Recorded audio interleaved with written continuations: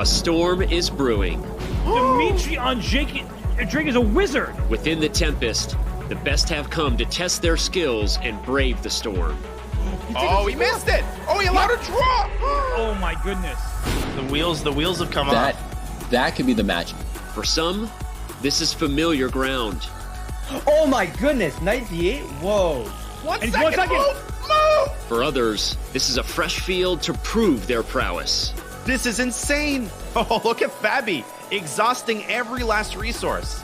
The battles will be electric. 97 mate! You wanted can't stop me! Oh my god, it didn't happen! The moves will be fast. It's game over. It's winning. Oh my god. Yes, it is. He's gonna make a queen! The stakes will be high. He just grabs his head. He can't believe it. He just gave away the pawn. The 2022 Speed Chess Championship is now. Fasten your speed belts, my friends. We're in for a wild ride.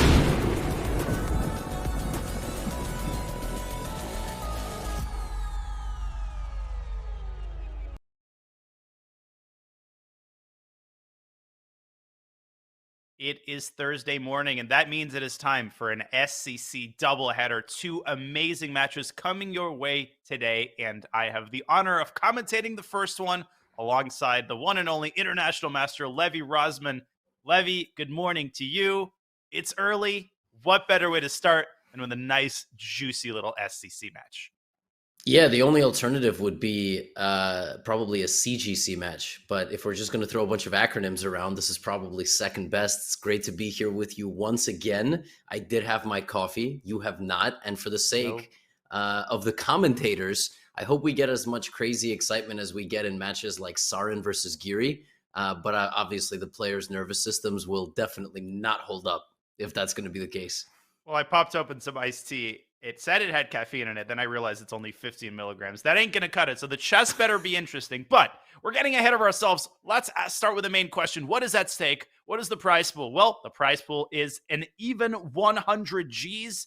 In every match, the winner earns 2,000 American dollars, and then 2,000 more is split based on win percentage, which means even if the match outcome is decided, there is still plenty of money to go around based on how many games you win. And of course, the winner advances to the quarterfinals. But we'll get to that. Let's take a look at the bracket and see who thus far has advanced to the round of 8. Levi, it's really a feast for the eyes. Top right, you have Carlsen Caruana. That's going to be quite an interesting matchup coming up. What catches your eye as we review the bracket in the SCC thus far? I didn't even realize that they're that close to each other and will play so quickly. That's amazing. Just a casual World Chess Championship rematch. The only time that Magnus never actually managed to win a game in a classical portion of the World Championship. A lot of things catch my eye. I mean, it's been incredibly close. Aronian and Draken. We had Nihal Giri, 2 matchups decided by the final game, and we can only hope for more excitement today. But I don't know. I don't know if we're going to get as much excitement today because it's a fascinating storyline between these two players. So, and a history as well. So I don't know. It really is. It really is. There's nothing more interesting than a fresh matchup, and that's what we have for you today. Something fresh, something relatively new. Wesley So takes on Noterbek Abdusattorov in the first of our SCC doubleheader. Now, they have played before, and the fascinating wrinkle is that they've actually played in the SCC 2 years ago when Wesley So defeated Noterbek convincingly. But since then, Noterbek has put together an unbelievable resume. He's won a minor tournament called the World Rapid Championship. He's done pretty decently in the Fischer Random World Championship. Levi, I think it's safe to say we're talking about a slightly different Noterbek this time around. We are. My only concern when I think about Noterbek showing up to this event is, will it be the story of Gukesh all over again? Young, promising chess player who really has made a massive push in Rapid, Blitz, and Classical, but over the board. And that's actually, I mean, in many ways, being a better player over the board than online is something very commendable. It means your nervous system is good, your poker face is good, a lot of the things you need to succeed in chess are good. But does that translate to a high-stakes online chess event? I don't know. And we just saw Wesley So win the CGC, so he knows a thing or two about online high-stakes chess events. I'm not sure what's going to happen today, right? And he's the only guy that's ever beaten Noterbek in the SCC.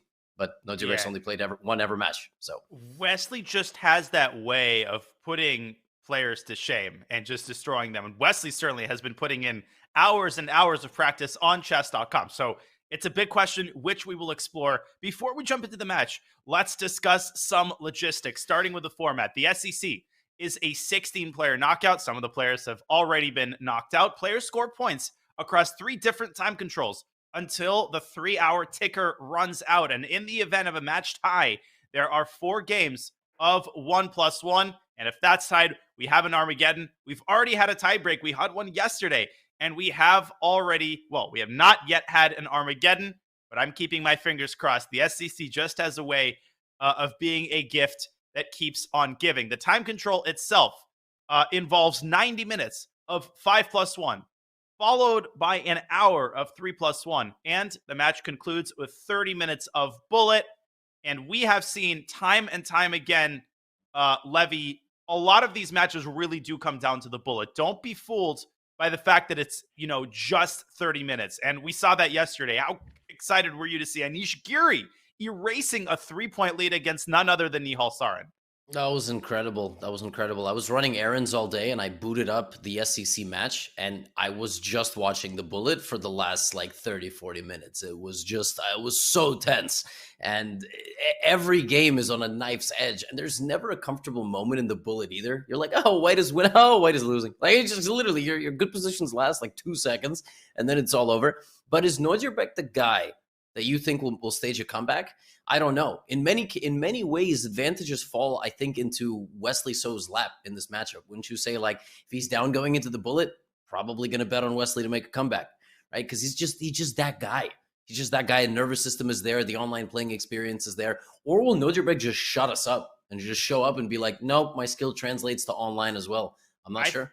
I think he's that guy, but more importantly, Smarter Chess thinks Wesley is that guy. Smarter Chess is predicting that a comeback will be unnecessary. He's assigning Wesley a 2-point lead after 5+1, a very convincing victory in the 3+1, and he believes that Wesley will cap it off with an 18.5, 9.5 match victory. That is incredibly bold. I think the win probability, 88%. That's really, really generous, Levy. I've been a lot more likely to agree with Smarter Chess this time around because, hey, I learned my lessons. But this seems real bold. I think Nodjibek might have a couple things to say about this prediction. Were you doing the commentary on the match Carlsen Gukesh? Yes, I was. Was the Smarter Chess even more vicious there? It was even more vicious and even more accurate. Yeah. Well, I don't know how accurate it's this time, but I mean, 88-12 that's violent. That is the second largest lopsided margin that we've had thus far, I believe. I mean, I don't know what the Carlsen one was. I just remember tuning into that match and going, oh my God. But again, that could happen, but something tells me it won't. I don't know. It's just, I have a premonition. All right. I just don't think that we're going to see such a lopsided scoreline. But that is basically their previous scoreline. It was 18-10. So this time you just take away half a point from Nodjibek and give it to Wesley. Give it to Wesley, and it's anything is possible. I think this match is a big, just black box. I could see this going many different ways. The community also giving Wesley the edge. But I think it's important to point out that we shouldn't necessarily lump Nodjibek and Gukesh in the same category. Nodjibek is a lot more of a practiced online player. He doesn't play as much on chess.com as Wesley So, but he's put in the hours online. He's no stranger to online events. So, Levy, I think just conceptually, Nodjibek is going to feel more at ease as this match gets underway than Gukesh was. And by the way, 79% of you predicted Wesley So to win. Great to see thousands upon thousands filling out your brackets. Yeah, and for another big chess event in a row, I make a note to fill out a bracket and then forget.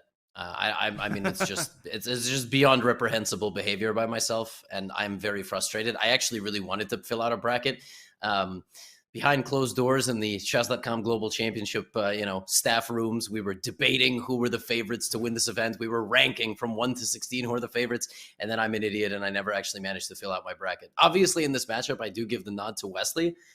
Do I give it to the extent of doubling the score of Nodjibek? I don't know. But, going back, and I know we're about to get the games underway, but going back to that, that point about bullet, 1-1, 1+1 is such a weird format. It's so strange because it's like a long blitz game, but you start with a minute on the clock. And yesterday we saw a Niche, who might not traditionally be the guy that you think about as like an excellent bullet player, just destroying Nihal, who like is a top 5 1-0 player in the world probably, right? So anything can happen. And maybe today Nodjibek will be the guy who just shocks the world with a little 1+1 domination. I don't know. Yeah, I mean, it's just so hard to figure out flaws in Wesley's game. But insofar as you can get Wesley to feel uncomfortable, he's not the biggest fan of time scrambles. Still, in between matches at the CGC, Wesley was playing for hours on chess.com. I had the pleasure of facing him in a couple of matches, and I have to say he's gotten not just a lot faster, but a lot more accurate in time scrambles. Wesley is now good with the mouse. He no longer has obvious flaws in his blitz and bullet game, and that, honestly, to me, just makes him such a scary opponent. The fact that he really doesn't have holes in his classical game, and now he's eliminated most of his holes in the context of blitz and bullet as well. So he is just the ultimate nightmare SCC opponent. Ah, yeah, your opponent just has absolutely zero flaws. Yeah, good luck. Yeah, he's good when there's a lot of time on the clock. He's good when there's no time on the clock. He's good when there's a lot of pieces or no pieces. Exactly. He's just good. He's just really good. It's true. I mean, I think Wesley's probably a top 3 lock, maybe top 4, like pre-event, right? You talk Magnus, Hikaru, Wesley, Nihal. That's probably the top 4 to win the event. I don't know if it's in that order or in what order. Probably depends on how they wake up and what they had for breakfast on the day of the finals. Exactly.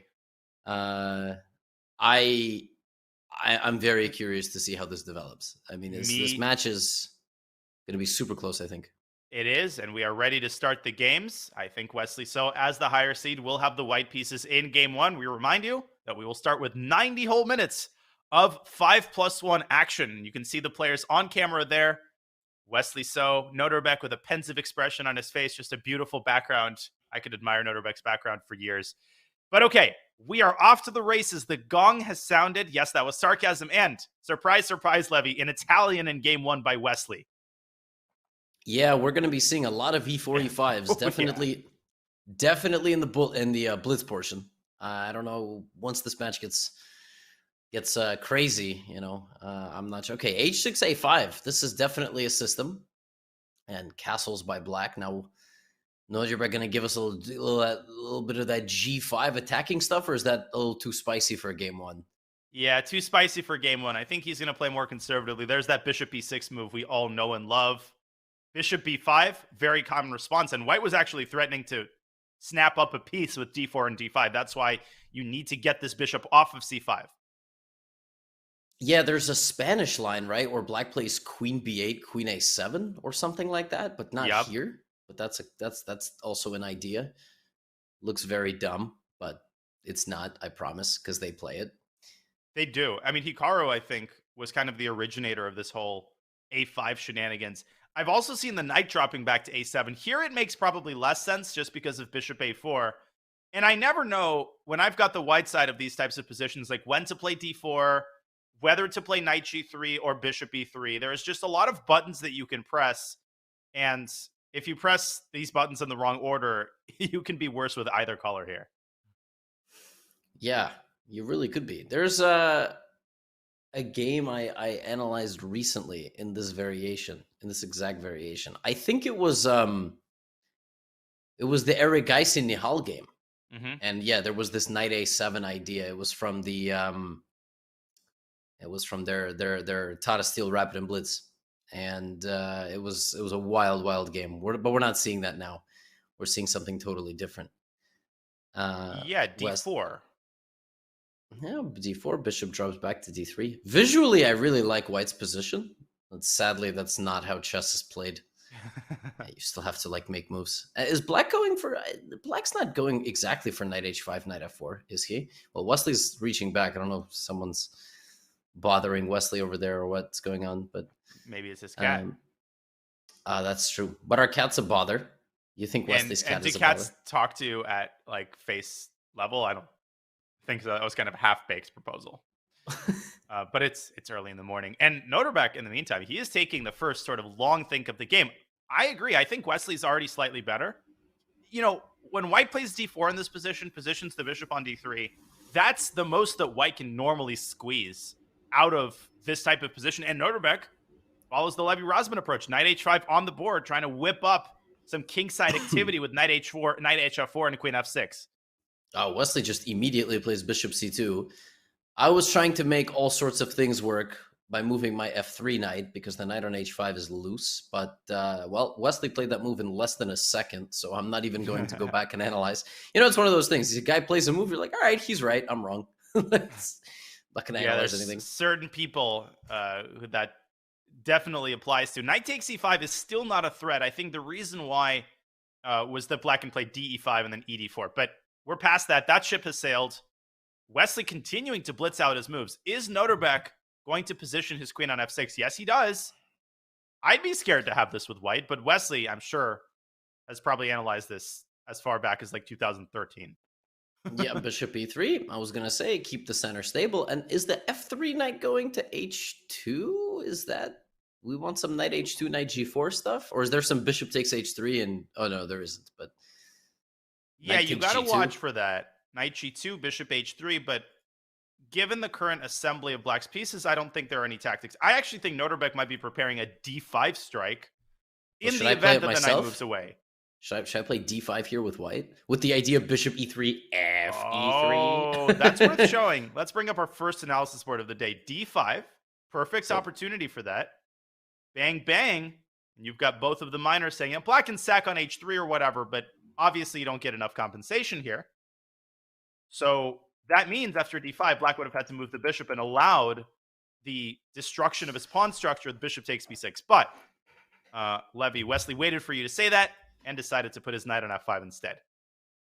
Right, because in that line, I think the black knight on f4 is just way too strong. And both guys got their knives. Knife f4 and knife f5. Whoa! Whoa, whoa, whoa, whoa, whoa, whoa, whoa, whoa. Whoa. He gives up h3 with check. Eval Bar was like, have you woken up yet, Wesley? Can you just... Okay, obviously you can take and just go back to g5. But can you take and go back to f4? Can you take and not even move the knight? Yeah, and go like d5 there. Now, I think Wesley's idea shines through after knight h3, king g2, knight g5. Actually, let's just bring up another analysis board as Noterbeck contemplates his next move. I think here white's idea works like a charm. Takes, and queen g4 Levy, and the pawn on g5 can't really be defended. Yeah, queen h5 is probably even better. Yeah, I was thinking like just go checkmate. Yeah, queen h5. Right. But look at what Noterbeck has done. He hasn't even touched the h3 pawn. Instead, he's got knight f4 to d5. The Eval Bar is having a party right now. Can you go? So, but what was the best line after? Was it knight h3 and what? Was it back to f4? It was d5. It was knight h3, king g2, and then d5, just blasting down in the center. And white's position collapses here because if you take the knight after d takes c4, you lose the knight on f5 with interest. No, this is a disaster for white. That was such a expert bluff by Wesley. Oh my god, total bluff. Oh my goodness. And instead, he's desperado sacked on h6, recovered the knight on d5, and now his knight's heading for g4, and he's right as rain. Wow. That was spectacular. I mean, he played it with such confidence. Yeah, exactly. And I was like in shock. That's very interesting that the knight can go to h3 and just die, but in the time it takes white's king to take the knight, king escapes beyond the walls of the castle. And it's very dangerous stuff. It's crazy. Even this position looks completely horrible for white, just so passive, but it's not. It's like very good. The black knight on g6 can't do much, and the pawn on h6 and the weak black king are kind of an issue. And I know it's still very, very early in the match. I mean, this is literally game one. The score is 0-0, but these types of opportunities have to be exploited. And the last thing Noterbeck wants is to get off to, an 0-3, 0-4 start, because Wesley is just not known to relinquish those types of leads. So a big miss right there in game one for Noterbeck. If he had seen d5, he would have won that game. That position was just a total disaster for white. It's also funny, if that was a bullet game, he would have taken on h3 in a second. No question. Like, it's just so different. It's like game one, 5+1, you're like, oh, my opponent's not going to blunder knight h3 and some tactic. But in bullet, you're like, what? He hung a pawn. Yeah, give me that. You don't have any time to think twice about it. Noterbeck down to down to seconds here. This is a very common mistake to make, and I've made it myself. 5+1 and 3+1 are just such odd formats. You're like, I always get a second. I don't have to. I'm never gonna flag. Doesn't feel good to leave yourself with 10 seconds against 2 minutes. Just doesn't feel good. Yeah, neither does your king side. Knight coming to g4, queen coming to h5. At this point, white's position basically plays itself. I would start with queen h5, using the fact that bishop takes d4 doesn't work. Takes, and bishop takes g6, and your minor pieces collapse in the end. Ugh. Yeah, the only thing you have to decide here with white is, like, are you okay winning a pawn but going to an endgame that could be drawable, or do you want to keep as many pieces on the board as possible? Because black only has 15 seconds. At this point, I think you try to keep the queens on the board. Maybe you just throw in rook a to d1, just in case, to protect the d4 pawn. No, 7 seconds. How is Noterbeck hoping to hold this together? He tries to get his knight around to f5. His only target is that d4 pawn, but, you know, you can't exactly build your career over attacking that pawn. Wesley, though, taking the slow roll approach. Wesley, though, and also Wesley so, bishop f5. Knight g4. Yes, just knight g4, and God, it's a dreadful situation.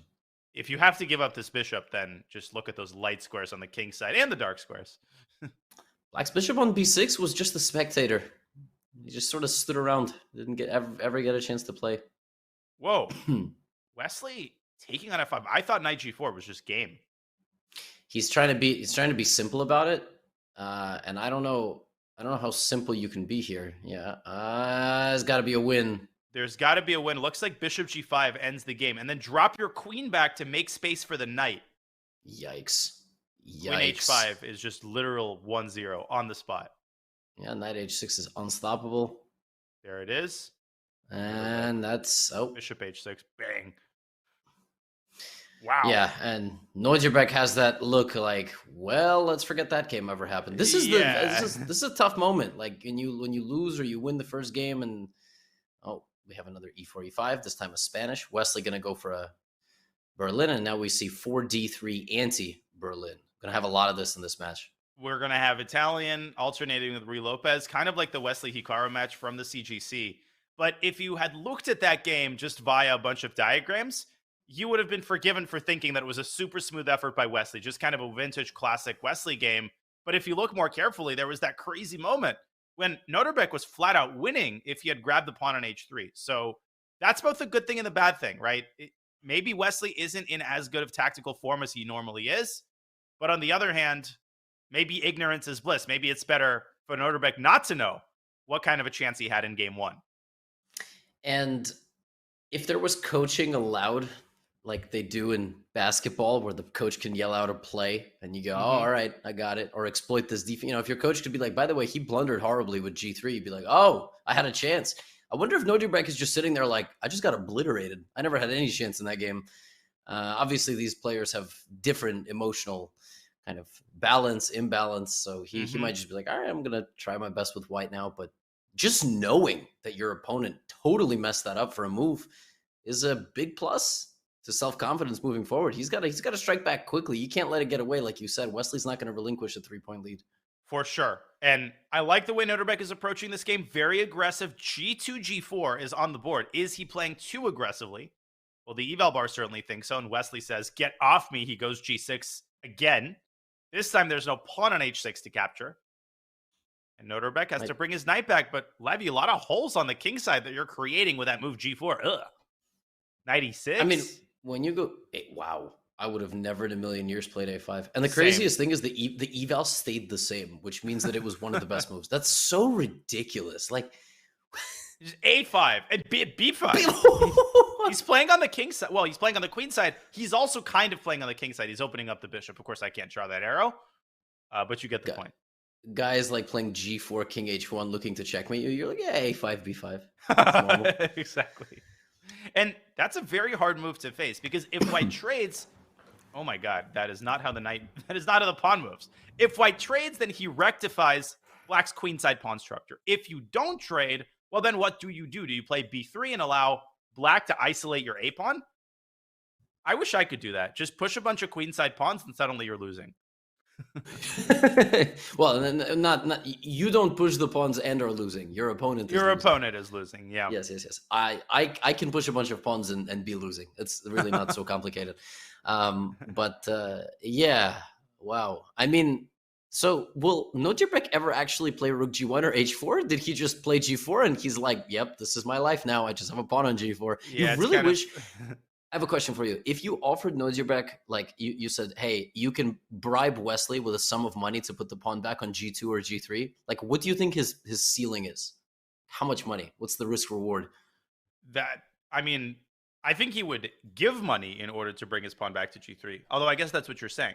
That's what I'm saying. Like, what is the ceiling? $2,000? Like, if Wesley's maybe like the $5 SCC grand. prize, $2 grand, because that's what you get for winning an SCC match.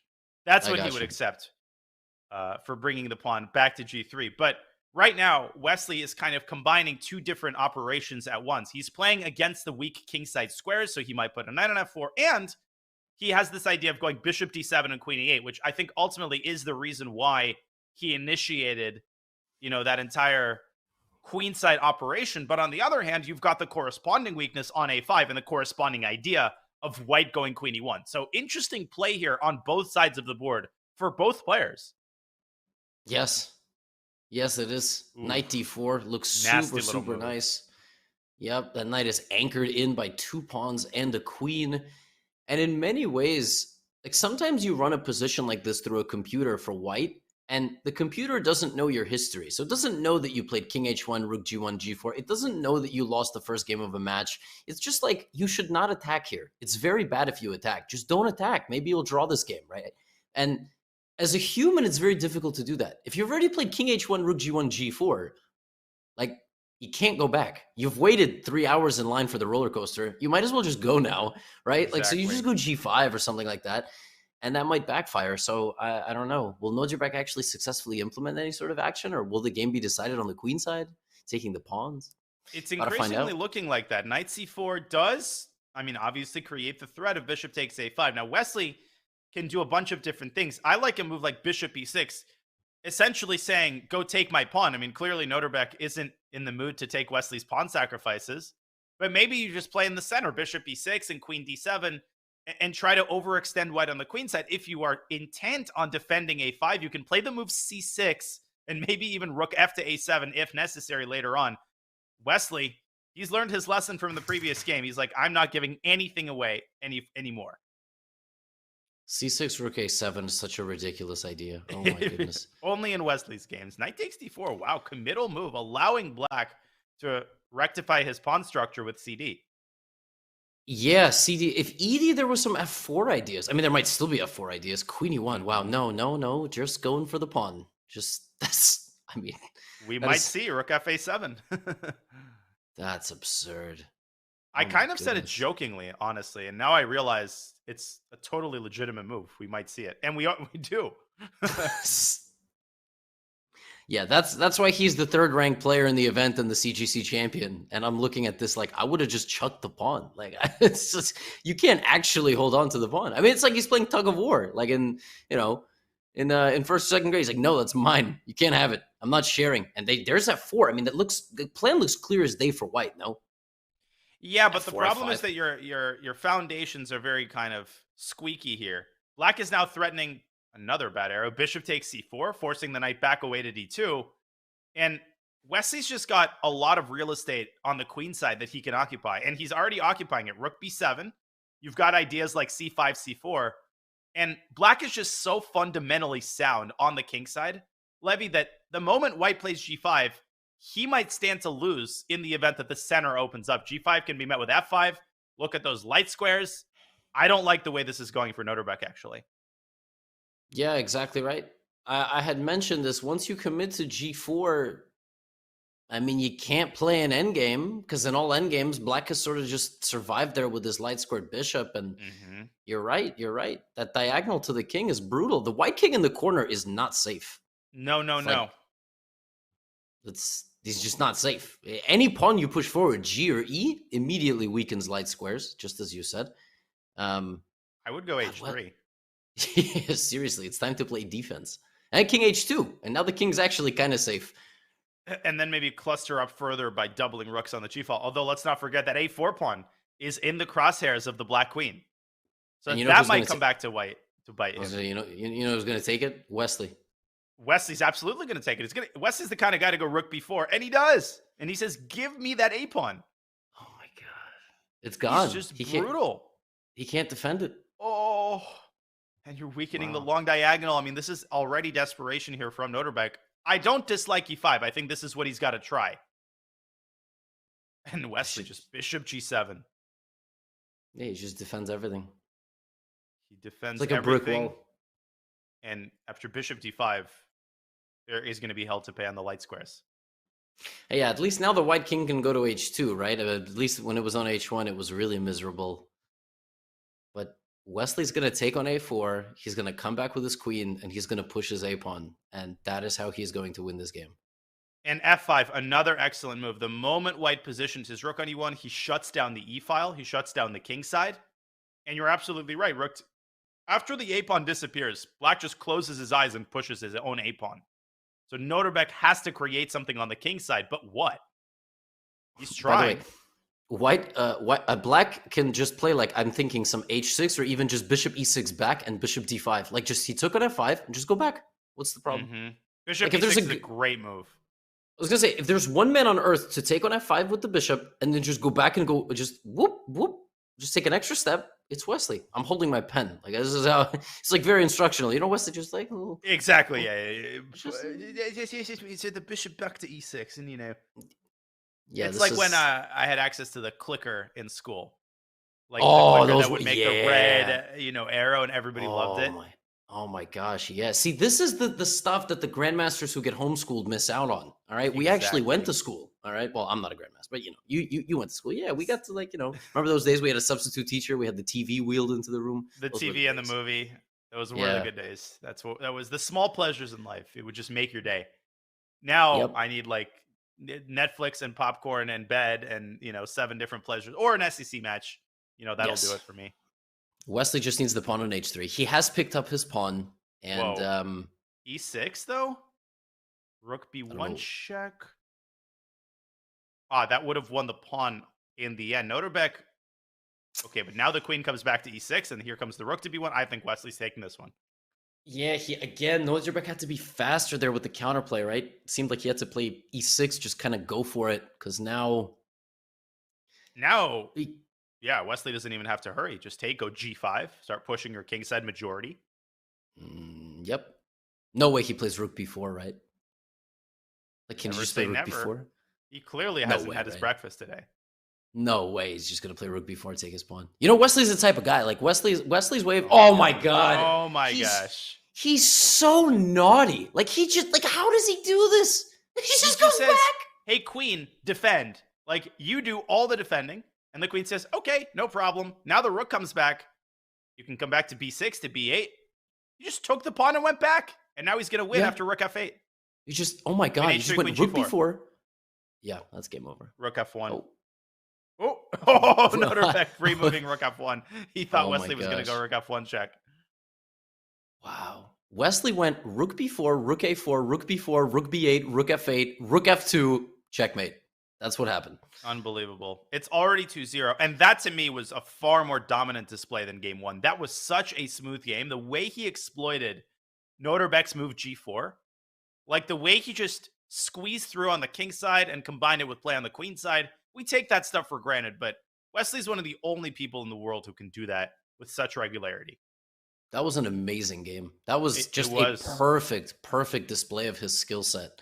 Just so good. Understanding what move to make at the right moment, when to get greedy, when to take a step back.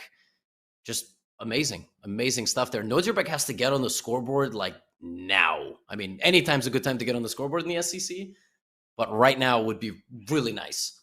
Even a draw, I think a solid draw would go a very long way toward improving his confidence, making him realize that, hey, I don't have to lose every game in this match against Wesley. And they are repeating the same line from game 1. Wesley's like, okay, fine, I won the first game. Not quite, because the bishop's on a7, right? It was on b6. Yeah, which I hate to be that guy and be like, well, it's one. No, because I think all of the ideas are different, right? Like now C6, B5 is some idea. Like I don't know. Yeah, as What is commentators are supposed to say, there are pluses and minuses. Yes. Oh, knight H7. Okay, so the knight takes a different route this time. Other time it went knight H5, knight F4. This time he plays knight H7, knight G5. These openings are so absurd. There's so many different ideas and move orders. Yeah, it's just crazy how complicated it is conceptually. And the idea of knight G5 is twofold.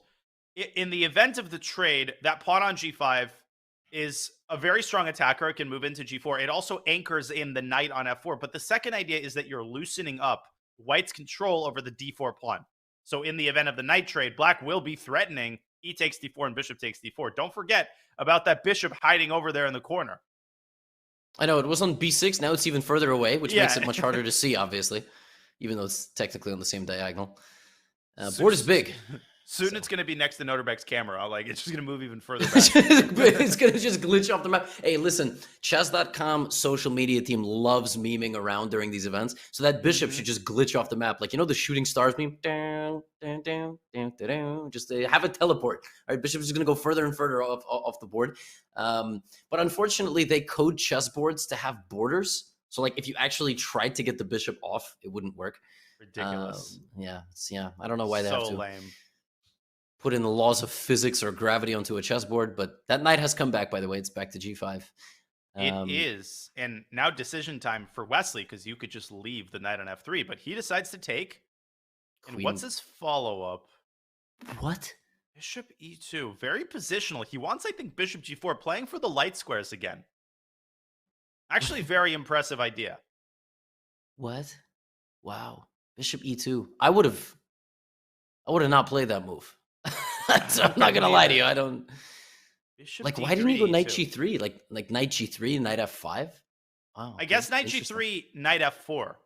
And what he was saying is that the bishop on D3 had kind of overstayed its welcome. Now he's also making it more difficult for Black to push F5, for Black to do anything productive on the king side. I actually really like this idea, and maybe I'm under the spell. I mean, when I say I wouldn't have played it, it doesn't mean because I had a better idea. I'm just showing my own limitations as a human. And I guess there's also G3 now that gets enabled, like King H2 and then G3 in some positions, and you can at least kick out. Hey, Wesley hasn't been stopped from playing G3. Just because the H3 pawn is hanging doesn't mean he's not going to play G3. He's going to take a page out of game one. Knight H2 instead. So we have this weird kind of cat and mouse game. Who flinches first? With regards to the bishops, Wesley says, okay, take my bishop so I can activate my knight. Is there like G3 now? Is that insane? G3? It's not. Knight Knight H3, King G2. Oh, I was thinking take Queen H5, but then D4 hangs in some lines, I guess. And then I was thinking checkmate on the H file, but I don't know. I guess I had greedier intentions. I think Wesley's calculating just that right now. G3, knight takes H3, King G2. Line doesn't end there. There's Queen H6. But I think you can snap that knight off the board. Bishop takes E6 and Queen G4. I can show that line. G3. I think we're going to see G3. King G2. Queen H6 trying to defend the knight. But now bishop takes E6 and the bishop is replaced by the queen. Wait, here there's knight F4 check. Not so fast. Not so fast. I guess knight G4 and rook H1 is the way to do it. Yeah. This wins the game. Wow, the queen has to go to like H7. Oh my god. Ew. Queen E4? But okay, maybe Queen F3, very patient move, and then rook H1. Okay, I guess not. The eval bar is laughing at me, but when is it not laughing at me? But can't White also start with D5? Like, can Wesley... Wait, but that didn't happen. What? D5. Wait, we have some moves. We have some moves, yeah. Queen to D2, so he went the other way. He did not play G3 at all. He did not play G3. I think he's going to go for your idea and push D5. Well, and just walk up the center. Says more about him than me, man. I'm just I did like G3. I don't know why he didn't go for it. It looked very natural, but he's also up 2-0, so he can do what he wants. Yeah, it looked natural. It looked concrete. I think he's looking for like the perfect opportunity to play G3. The problem is now it's harder to get that move in because after knight takes H3, Black can solidify the knight with G4. Mm-hmm. Still, I like White's position here. I think he's slightly better. I'm so perplexed because just to me, it was so natural to keep the white queen on d1 and fighting for the light squares. But I guess like on d2, I just don't understand the role of the queen. Seems like this is Wesley's idea. Just take a huge amount of space. It's fascinating how Levy in at least 2 of these first 3 games, he's using both sides of the board. I think that's one of the most impressive skills at the top level, how seamlessly they're able to transition from playing on the king side. Something I struggle with. Like when I'm playing on one side of the board, my eyes are fixated to that side. But Wesley just throws in a couple casual queen side moves and then goes back to the king side. Yeah, there he goes. but wow. And he does just completely give up that pawn. He's not worried about the anchor of g4. He thinks he'll get rid of it. He will with queen e2. You were going to say something, though? I was going to say that Black Knight has to run. And you know, like, in many ways, Black is sort of frozen right now. His rook on a7, I mean, bad. His rook on e8, not bad, but just doesn't have the same impact on the game. What about even, like, f3? I mean, is that too risky? Yeah, queen e2, I guess. Completely fine. I think Wesley's just too attracted to this idea of playing queen takes g4. And in the event of an endgame, again, White's the only one who holds all of the cards. In fact, White doesn't just have the idea of going c5 eventually, many moons later, but also the idea of doubling down on the h file. Rook h1, rook h5, and you can get checkmated easily if you're the black king.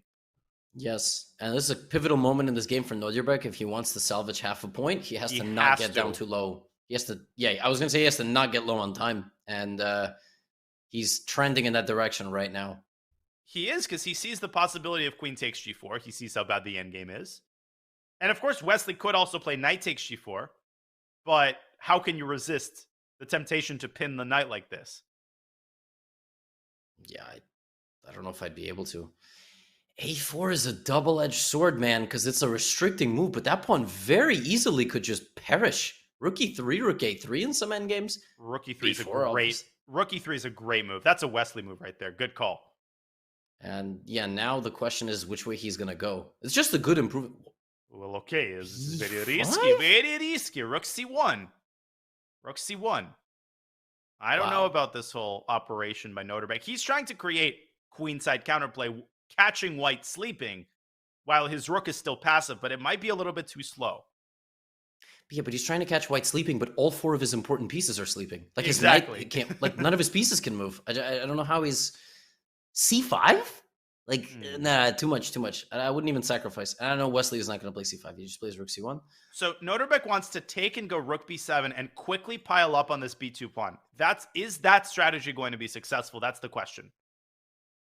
Can White just play like b4? Definitely. Or rook e2. Yeah, of course. He brought the rook out to e3, but now he just brings it back to e2. Okay, so rook a b7. And does he want rook c to c2, or does he have something more violent in mind? I think he has to play that, right? Because I'm a little bit worried about the look of rook b4 in that position. I'm also worried about Nodjerbek's clock. This is a complicated position. He's got 30 seconds left. No, rook c2, rook b4, yeah. f3 maybe. I mean, you could also take on a4. And at the end of the line, you have a nasty back rank check on a8, and then you can follow it up with queen h4 check. But then queen h6. It's not over. And after queen h6, suddenly White's got all these weaknesses in the center he's got to deal with. Oh, I'm getting nervous. 20 seconds for Nodjerbek and about 40 for Wesley. Wesley got to decide what he's doing here. Is he going to put the foot on the gas or relax? Rook b2. I think he's going to go takes and knight f3. Just try to get as many pieces off the board as possible. I think knight f3 is an important resource here, actually. I think you kind of have to do it. I don't know what else you could play. And he plays it. Oh, Wesley's just so accurate in these positions. Okay. There's like rook a8, queen h3, queen h3, queen f5, dude. There is a draw. Now, if I'm Wesley, I'm playing for a win. I'm playing queen takes f3 and trying to keep my chances alive. But I think Wesley's saying, hey, I'm up 2 points. I don't need to take any unnecessary risk. I'm going to go for the draw. He's got a sense of humor. I predicted the Wesley sequence. He's not taking the knight because the knight's not going anywhere. Beautiful draw. Yeah, queen f5. But he might play this for a win. He might take on f3 and just try to keep going, but I doubt it. because of rook b4 there. I think that's the specific reason he's got to go for the draw. Now, you could trade queens here, but I think he's going to give Noterbeck a pass. Yeah. Oh, that's it. Wow. And Noterbeck is on the board. I gotta tell you, I feel like a proud kid, you know, who like got a couple hits at his baseball game when I predict the sequence that Wesley plays. Hey, that was impressive. Queen h3. Those retreating moves are not easy to spot. But I like the psychology and the decision making for Wesley. Up 2 points. He's not somebody who just takes risks, you know, randomly. No, he's not. He realized that the position was sharp enough. And this time, I don't believe that we are going to be seeing any g4 action. Here he goes again with his a5 move. White could have played g4, no g4, makes no difference. Okay, now this time Wesley, we have a5, a4. Is he still going to go b5? That's not out of the question entirely. No, he doesn't, because I guess it's too loose. It made sense when White was... Oh, okay. Here he goes again. I mean... Okay. I don't see him going g4, though. I mean, the dark squares are too weak. I think he's learned his lesson. Yeah, but you don't play king h1 without some indication of... I guess he's going to go g3, f4. Is that the idea? I think eventually, but I'm just not overly impressed with this setup for Noterbeck. Wesley's just so active here, and he's got no weaknesses. And even if you play f4, Levy, he's going to be like, okay, he takes f4. Thank you for the dark squares in the center. Yeah. Ooh, careful now. I thought that blundered a fork for half a second. I did as well. So what, f4 now looks very good. I think you have might be a horrible move. I don't know, but I cannot see a more natural looking. What? F3. That the baby version of f4? What does that do? What is the point of f3? Slow rolling it. Now he might be trying to go g3 and f4, but even if he makes all of those moves, Black just plays e takes f4 and meets g takes f4 with f5. So yeah, I'm a little bit puzzled. Maybe he wants to move his queen into f2 into position and then play f4. Yeah, I think that's it. Wait, is there knight takes c2? No, there isn't. I have been looking at that move for so long.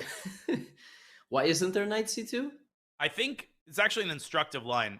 Okay, let's bring up an analysis board really fast. Knight c2, queen d3. If I'm looking at this correctly, White has knight e3. Oh, and the rook d1. Rooks are disjointed, and more importantly, you take on d8 with check. And then you take f8 and take f2.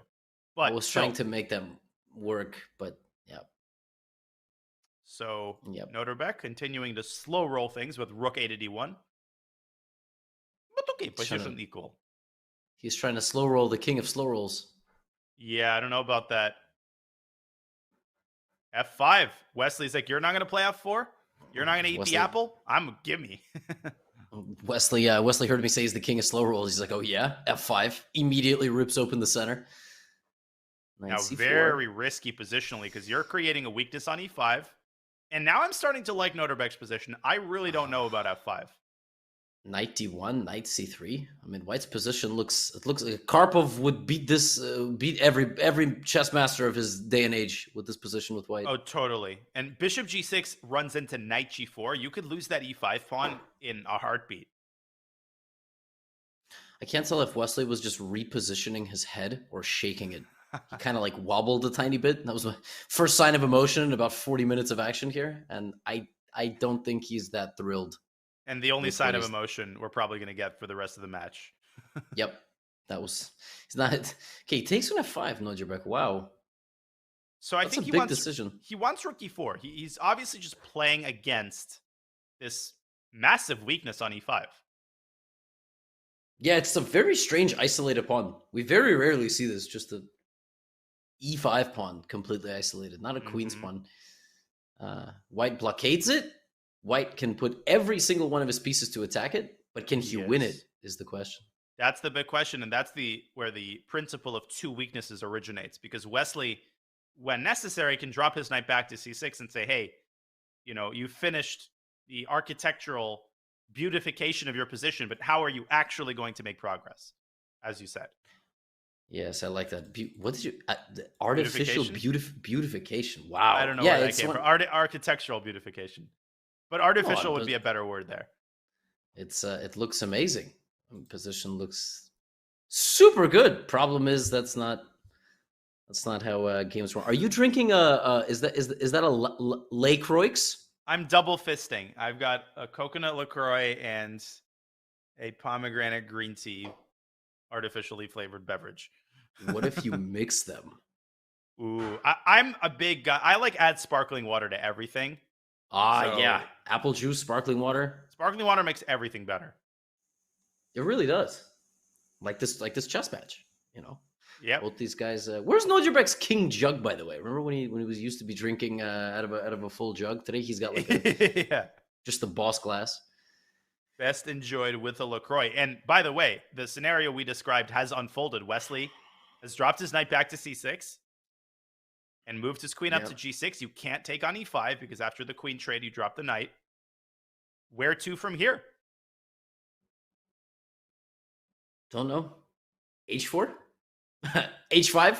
White resigns? H4, H5. Yeah, queen takes H5, knight F6. I don't care. No. I was saying H4, H5, and white resigns. Oh, H4, H5 wins the knight. Oh, that's crazy. It's like the second you try to play. Oh my god. Yeah, I mean, look at this. I mean, by the way, is this the first ever game in history where one guy has all his pawns on light squares and the other guy has all his pawns on dark squares? That's a crazy observation. And now that you mentioned that, I can't take my eyes off of it. And probably chat's the same way. No, they just heard you say double fisting and they don't know what that means. Oh, so they're still not over that. Doesn't it mean two hot dogs? Yeah. Eating two. It means to eat things that it's It means something normal. But you said fist, and get your head out of the gutter this early in the morning. Yeah, it's a little too early for that. The different kind of double fisting going on, and it involves putting. I cannot finish that sentence. I'm gonna just don't dig yourself into a hole. Chat's in a dangerous place right now. I wonder who's gonna break this deadlock of having pawns completely on opposite complexes. Yeah, and is this I was gonna say, is it even breakable? I don't think it is. And to that point, Levy, I'm sure you've seen your share of games where the player who's quote unquote on the better side gets frustrated and overpresses. And Wesley has won a ton of games like that as well. Yes. I'm frequently on the other side of a game like this. I'm not on Wesley's side. C3. Okay, it's been broken. Go. And you can't take on B3. Nope. Yeah, the seal has been broken. I think you have to go back to C6. And now, of course, you don't have access to the D4 square. But conversely, White now has to deal with another weakness on D3, which Black can attack by shifting his rook to D8. And if there is one man on earth to be very opportunistic with the targeting a weakness, it's Wesley. Yeah, he sniffs those out a mile away. Okay, G6. Visually, this position looks spectacular for White. Like, it literally cannot get any better. Maybe you can play H4 just to complete the, king side squeeze. But literally, Karpov would play H4. He would, but where to from there? I feel like I run into this all the time. You make all the improving moves. You're supposed to have a win, and you just don't. Like, where is the breakthrough? Can you play King G1, King F2, King E2, King D2, King C2, King B2, and then just play G4 and attack? That's like the Petrosian idea. I love it. I think you should try it. There's literally nothing to lose. Get your king to the queen side and go G4. Oh my gosh. Or just at least put the king He's doing it. Oh! He's doing no it. Way. He called it. I think he's going King F1. He's just double checking to make sure that he doesn't cross any danger zones. Oh, this is such a satisfying moment for you. Oh my God, Levy. Gosh. Black might have had knight D4 check there in the middle. But anyway. Yeah, I was a bit worried. There was always some B5 or some sacrifice. Oh my gosh. He's actually going to walk his king and maybe play G4.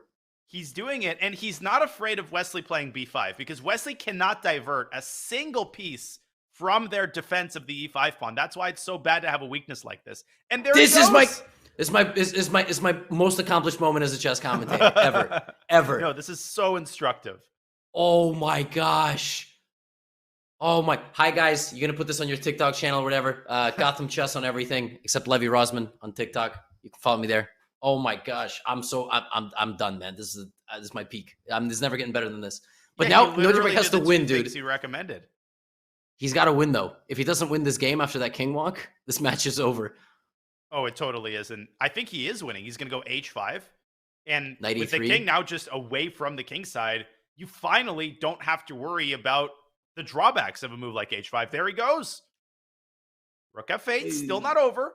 Yo, how about rook f5? Oh my god, you're on an absolute roll right now. Holy smokes, rook f5? I don't know if it's a good move or not. I would have played rook f. Oh god. I think it was a good move. He goes rook e3, so he instead switches back to attacking the e5 pawn. So where's the win? Okay, Wesley goes queen f6. He's trying to trade queens with queen f2. Is there h6? King takes h6, g5, and rook h4. Oh my god. But you're right. It's like the two weakness concept. The weaknesses now are e5, which has been a weakness the whole game, and now the king. Black's king is a weakness, just entirely. Exactly. White threatens just h takes g6 and rook h2. Wesley desperately trying to whip up counterplay. It's not over. Noterbeck has 40 seconds. Queen a1 is in the mix. Rook h8. He blundered it. Oh, he allowed the rook to sneak into the h file, and now rook h1 is going to be super dangerous. How did he miss that? How did he miss that? Rook h3. That almost traps the queen. Oh, rook f. Oh my god, he's just giving up e5 completely. It's insane. He's giving up e5, but the idea, I think, is to meet rook e1 with rook f2 check. That's actually a prophylactic move. And now it's a 3-result game again. Yeah, knight e5, rook h1, right? Oh my god, rook e1, rook f2. That's just winning. I think it's just winning for black. Holy smokes, white could get mated after all. Noterbeck down to 8 seconds. No, Nodjibek, don't throw after getting such a... Oh, God. Yeah, Wesley trading queens. I think there's still winning chances for white here. Maybe not many, but there are. King G... E5 is just hanging, right? That's the problem. I think Noterbeck is going to win this game, actually. You do? Yep. I'm going to make a prediction of my own. Wesley's in a time scramble, right? So, okay. It's just that, I mean, Noterbeck's up a pawn. Rook e7 is a threat. Rook h7, if Wesley rook pulls e5. out the draw here, that would be crazy. But he might. Rook Okay. h... I thought so too. Maybe rook h1, rook b1. But Wesley taking the more passive approach. Uh-oh. Oh, but the king's gonna... Couldn't the king have gone to c4? This also... d4, nice move. It's just with Black's king cut off like that, I feel like the rook is tasked with too many defensive jobs at once. Yep. King walks There we go. around. D5. D5 has to be winning. And then rook e6 is a threat. It looks like Nodjibek's going to get on the board. He That's is. it. Wesley flags, but what a game for Noterbeck. It wasn't entirely smooth at the end, but Levy, the idea of marching the king to the queen side and playing g4, I'd be proud to find that in a classical game. He found that in 3 seconds, but he also had the great Levy Rosman on his side. Yeah. Oh, and I get now he gets to go to break on that huge win. That's a massive confidence boost for both myself and for Nodjibek. The man whose last name is so powerful it breaks the screen barriers. Big comeback win, and it almost got away from him. It's very important he won that game to go into our first break, just a point behind Wesley. It's match on now. It most certainly is. It's only a 1-point match, and you called it. Nothing would have been more frustrating than carrying out an effort that incredible, only to ruin it at the end. He could have got a big fat 0 on the scoreboard, but instead, he keeps his composure. He wins a critical game, and the match score is 1.5, 2.5. Folks, we will take our first break of this SCC match. You are watching the SCC doubleheader, the first match of the day between Wesley and Noterbeck. We will be back with more SCC action on the other side of this short break.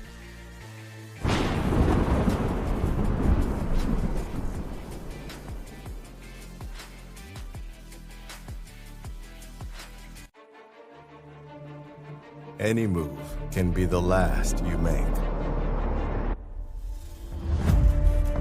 In a war of the mind, you must adapt to change. Every mistake made, an opportunity to strike. Check. And when the ashes settle, only one will be crowned the victor.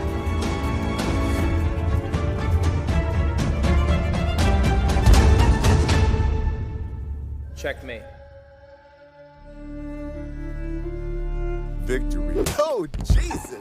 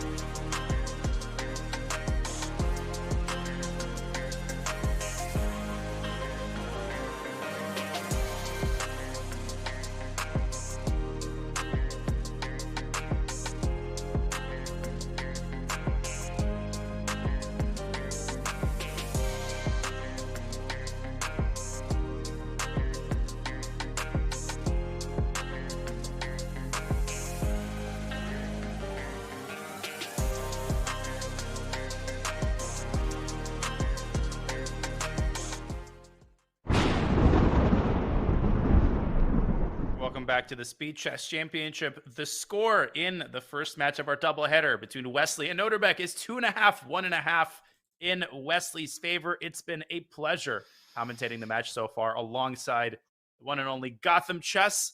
Levy, we've gotten all we can eat. A frustrating last game for Wesley, but I just have to say the quality of chess this season in the SCC has been incredible, and this match has been no exception thus far.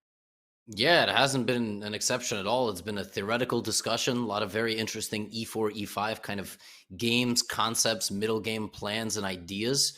And it's very important Noterbeck got a win there before the break. I mean, I really just can't stress it enough. There was a legitimate chance we were looking there that he might lose that game even, just get swindled somehow, get frustrated. But credit to him for keeping his nerves and not just even holding when the position spun out of control, but honestly winning with relative ease. You called it. So 1-game match, kind of a new match, if you will. He's finally on the board, and he's looking to put that 12% smarter chess prediction to shame.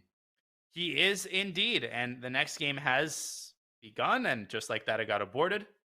So I don't know what all of that is about. I was about to get super excited. We might see another Berlin. I mean, yeah, that was strange. A little bit. What happened there? Maybe they're preventing Noterbeck from playing e5. You are allowed to play any move except e5. I know. It's like those kind of team matches. Let's try again. E4. Yeah. Well, you think they're gonna play e4, e5 even in the bullet?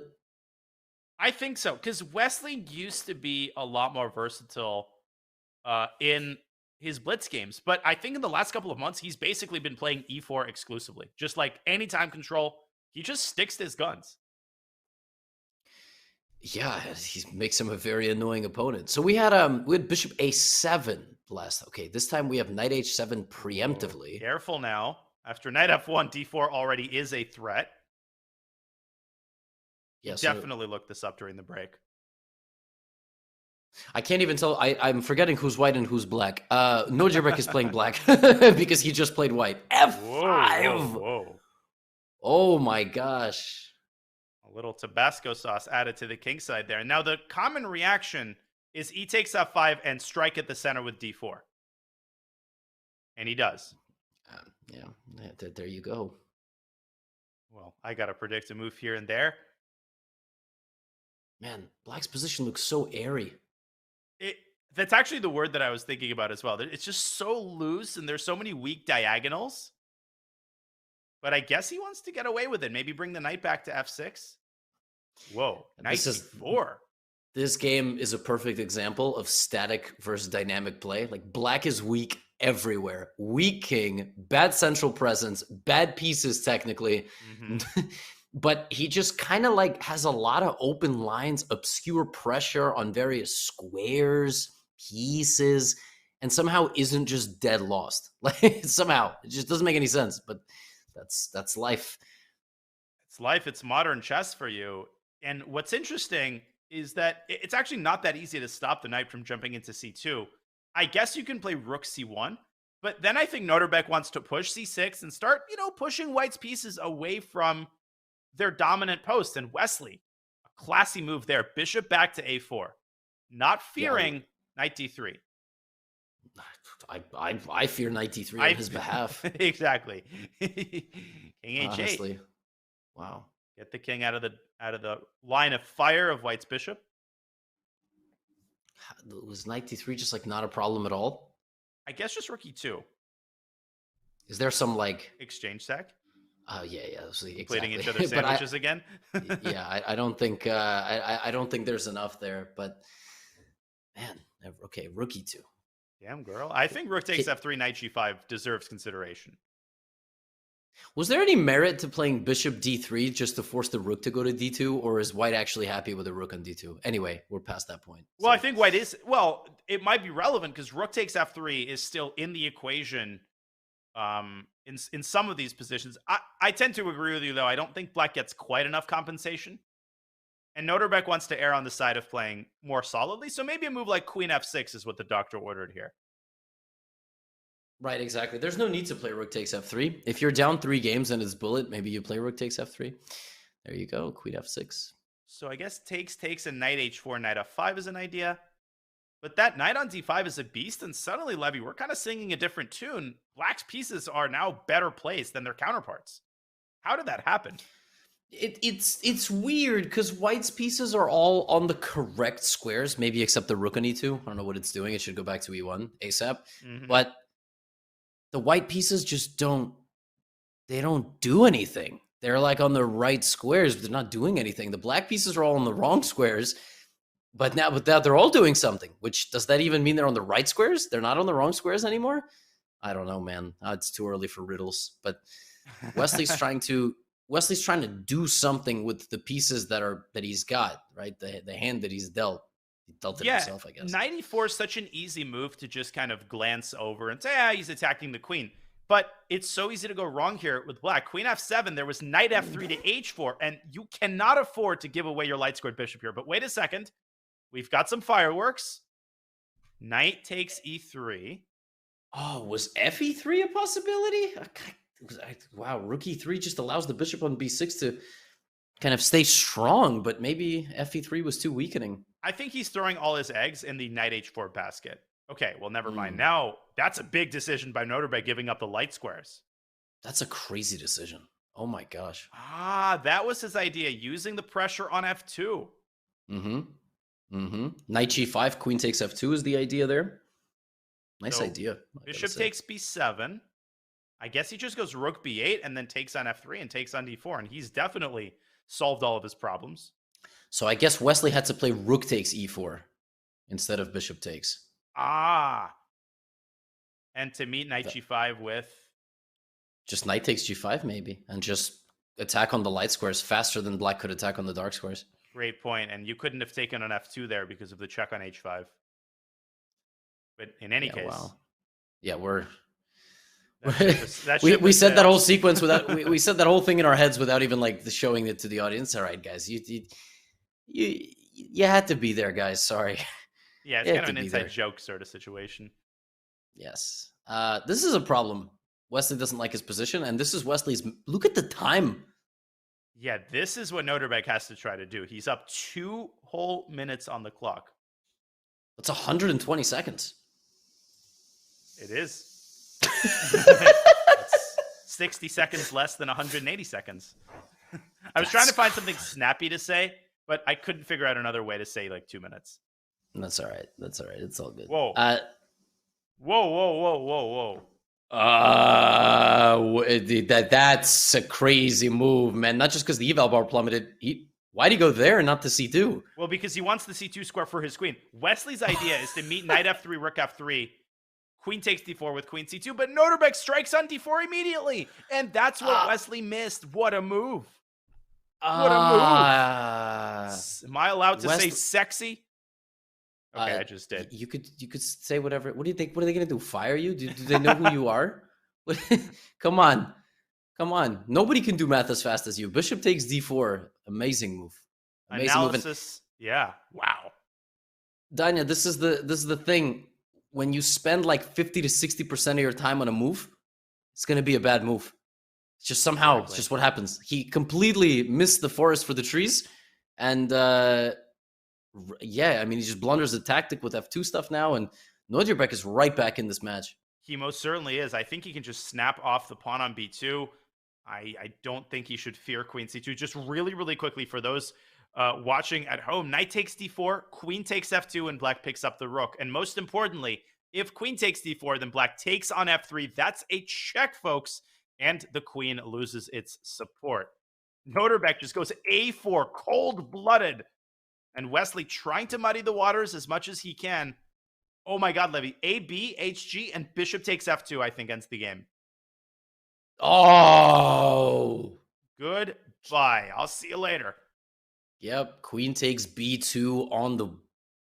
Nope, not yet.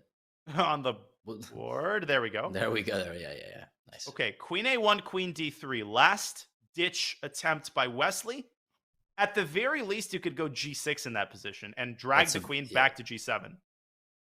Yes, but I wonder if there's like rook takes f3, but no, it's not, it's not crazy. Oh, dude, can you play like queen a1, queen b1? I'm thinking about that. And then ba. It's definitely winning for black. It's got to be winning for black. No, he's not going to do it. He's going to go g6. Yeah, g6 is smart. Queen back to g7. You know what they say? Queen on g7, never mate, or something like that. That's knight on f8, never mate. Queen on g7, never mate. Just go g6, Noterberg. Come on, boss. It's right there. Maybe g6, knight h4 is giving him some fits. Queen. But just queen e5, queen takes g5. Once the king gets g7, it's totally winning. He takes on f3. Wow. So well, you might as well.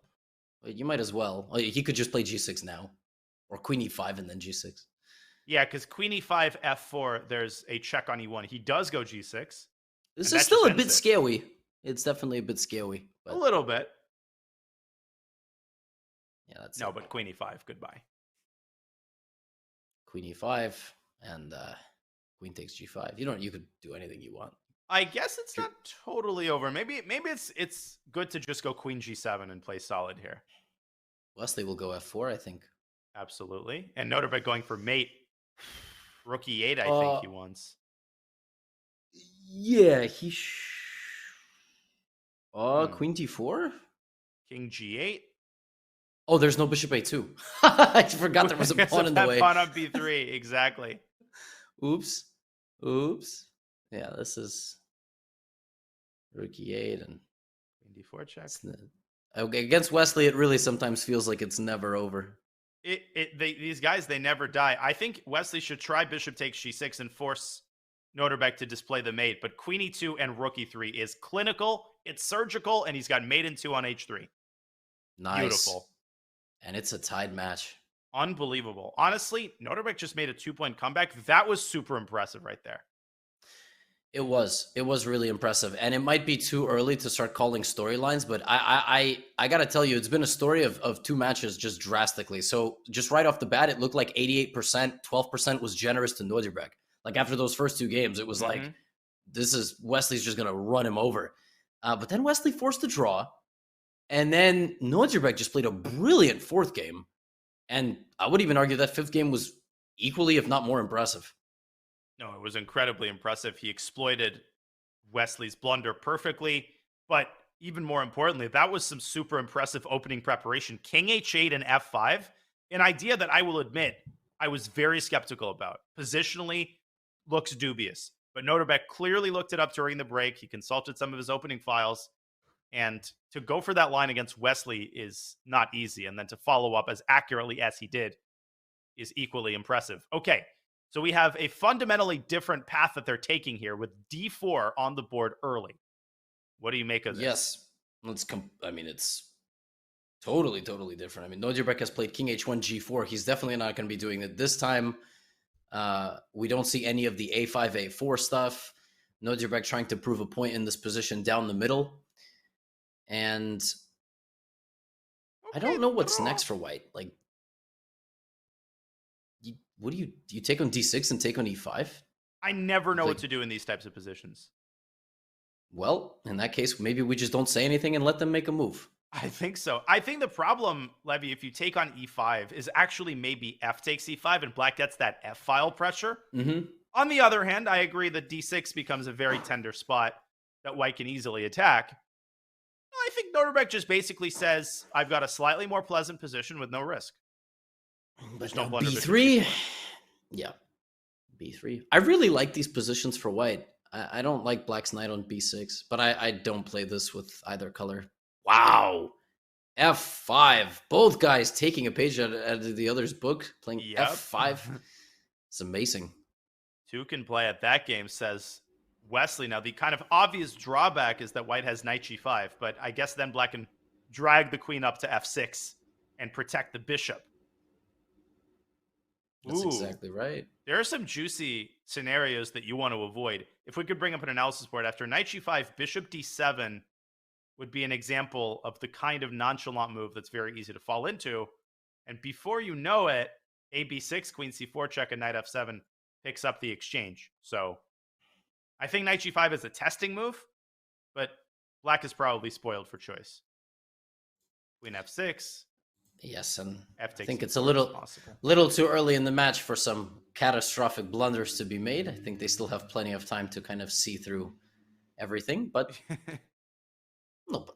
anything is possible, of course. Totally, yeah. I mean, knight g5 very tactical move. I think Noterbek is thinking about it. Yeah, I don't like. I suddenly take back what I said. f5 will make me question a lot of things. Yeah, it's a super complicated. You know, I actually think white should probably just go d takes e5 and just snap off a pawn. That is a free pawn. Well, free in quotes. DE, what is the idea exactly? That's what I can't quite put my finger on. It's fe4, queen d6, and maybe like queen e8. But then wait. After d e f e, you can't really go queen d6 though, right? Because then I can take the knight on f3. Ah, I forgot about that. So yeah, so FE, DE, FE, Queen E4, Bishop D5 is probably just very nice for black too, right? Yeah, because then you can snap that knight off on F3, ruin white's kingside structure. I'm not convinced that that resulting position is as clear-cut as it may seem, because white has the deep file, white has the bishop on an open board. But this is, I think, what Noterbeck is calculating. He's down 2 minutes on the clock. And change. There's a huge time disparity. Wow. Geez, got to make a move, Noterbeck. And he goes C4. What a cold move. Well, Just nothing is ever going to D5 in black's position now. So ever. Yeah. Not in a million years. What do you do here with black? You play like F something. You take on E4. Do you play F4? Yeah, it's hard to say because F4, Bishop D2, and if you drop the anchor of the pawn chain, then that's going to be a problem. FE and Bishop F5 comes to mind, almost traps the queen, but the queen does have this H4 square, which is protected by the knight. And in that endgame, Levy, I think black might be slightly worse because of that pawn on D6 being major weakness. You don't want that if you're Wesley. Well, I would imagine. Queen Wesley's E4. Like, what was that, Daniel? Oh, E4. Okay, so that forces a queen trade. He's trying to use the momentum to sort of be like, I'm not worse, blah, blah, blah, blah, blah. I'm not worse. You know, I got like my pawn on E4. I'm going to push my pawns forward. I'm not worse. D5. But I don't know if I believe it. I would have seriously contemplated just C5 and B4. Noterbeck kind of keeping the tension. I mean, definitely white is not risking. I think white is ultra solid here. But I don't see Wesley losing this either. He is ultra solid as well. Which basically means draw. Ooh, we got MVL in chat. Hi, Maxime. Who's your World Cup favorite? Who's my World Cup favorite? Yeah, for me, I it's like France. Croatia. What? Sorry, Maxime. What's Croatia? A bunch of old geezers, bro. France is like a super fun team, talented, fast. Agreed. Yes, but you can root for more than one team. I mean, okay. No, you can't. It's the World Cup, boss. What do you mean? You got to root for a garbage team like US, and you got to root for a team that has a chance, like France. Unfortunately, I made these big plans to wake up and watch TV in bed when the US was playing. Oh my gosh, who did they lose to? The Netherlands. And I woke up with 7 minutes left in the match. So you didn't have to wake up for that match. I mean, yeah, can I just say something now that I have like an audience, by the way? Anish Giri talking trash about the Netherlands beating the United States is the equivalent of making fun of a 6-year-old for getting beat up by an 8th grader. Oh, that's totally true. Totally true. I mean, and I'm not sure Anish has kicked or thrown a ball in his life. All right. So who, you know what I'm saying? You know what? Anish is so nice in person, but so mean online. All right. He just set off a Twitter firestorm. Actually, he's so mean online. He's so nice. We met him in Toronto. He's so nice. Why is he making fun of the United States for losing to the Netherlands? Anyway, here we got United States versus Uzbekistan. All right. We got another World Cup matchup here. Anyway. No, I just have to get that off my chest. I have to get that off my chest. Just so mad.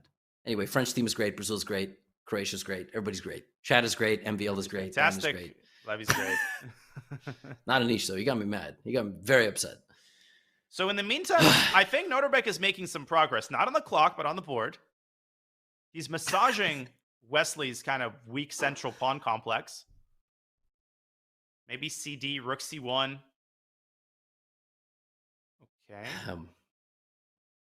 Very tough to get back into this commentary after my little rant, but it's all right. We're going to do our best. Well, they've got an opposite colored bishop endgame, I think. So any merit here to the bishop being better than the knight? Like if you play knight takes d5, bishop's better than knights? I would be scared. Here? I would be scared of going for that, actually, because then the knight might land on e6 before you know it. Here, at least, white keeps a cushion. Wesley had to prevent the move knight f5. I don't know. I think this is heading for a draw. But given Noterbeck's clock, anything can happen. Wait, why did Wesley... I thought b5 there by black made. But Now he plays it. okay. Yeah, I don't know. Wesley's getting away from playing Wesley moves. Every time I think of a Wesley move, he doesn't play it now. It's almost, I would go so far as to say he's beginning to outplay Noterbeck from this endgame. The logistical problem is that you can never move the bishop because of rook e5. Yep. And of course, knight d7 fails to knight takes d5 and knight b6. Which is easy to miss, by the way. I'm waiting for white to try to crack at the center with f3, but it's just never possible. Like looking at different ways. Knight d1, knight c3, rook e1, f3. Just go for it. But okay, king back to d7. e6, kind of a bunch of pawn play. Now the king side has dried up. And white was almost in Zugzwang. Shuffle, king e6, king d6. No, game's still going. Wesley's playing for a win, like, without question at this point. I think he's going to go rook a3, try to trade a pair of rooks, and surround white's weak queenside pawns. Knight a4, maybe. Yeah, Wesley's going to go to town here. This is exactly what he wants. No risk position, better end game, and he can make a zillion improving moves when and if he wants to make them. Oh, what a move. What a move. He just realizes that the pawn is going to die. Oh, and look at the patience to go knight b6. He's trying to prevent white's rook from infiltrating. Knight a4. I would take on b4. I think he should take his chance here. Yeah, he's going to allow knight d5 and rook c7, but such is life. Yeah, and then I would not play king e6 because of a rook c6 check. Maybe king e8 is actually the best way. I know it's passive, but that might be the most efficient move. That move looks impossible to play. King e8, wow. Amazing move. Just to avoid getting... Yeah, and he does it. But the bishop comes out to e5. White is very active. The issue is that the rook is going to move away, and black is just going to dash the b-pawn forward. But not like that, because now the pawn struggles to move. Yeah, how are you going to get it to b3? I thought there might have been some... Oh, there you go. That's how he's going to get it. No, now it's over. Oh. Rook c1. Yeah, Nojerbek's just not fast enough. He's behind by a move. And king f6, there was a very important check on c6 first. To knock the king away. Nojerbek can't believe it. I'm not sure we can fully believe it. I mean, Wesley just totally outplayed him there with black. It was amazing. And it wasn't like there was an easily identifiable blunder. Noterbeck was making normal moves, and in the blink of an eye, he's just lost. Knight f6 or h1, anything is winning. Shouldn't have gotten paired against Wesley, you know? No, it is just a brutal round of 16 matchup. And now just sit back and watch his technique. I was going to say, brutal round of 16. Speaking of, we had MVL versus Nepo, and that was round 1. Like, that's a final in like 99 tournaments out of 100. And that was a round 1 matchup. All right. That's like Djokovic Nadal in the round of 128 in Wimbledon or whatever.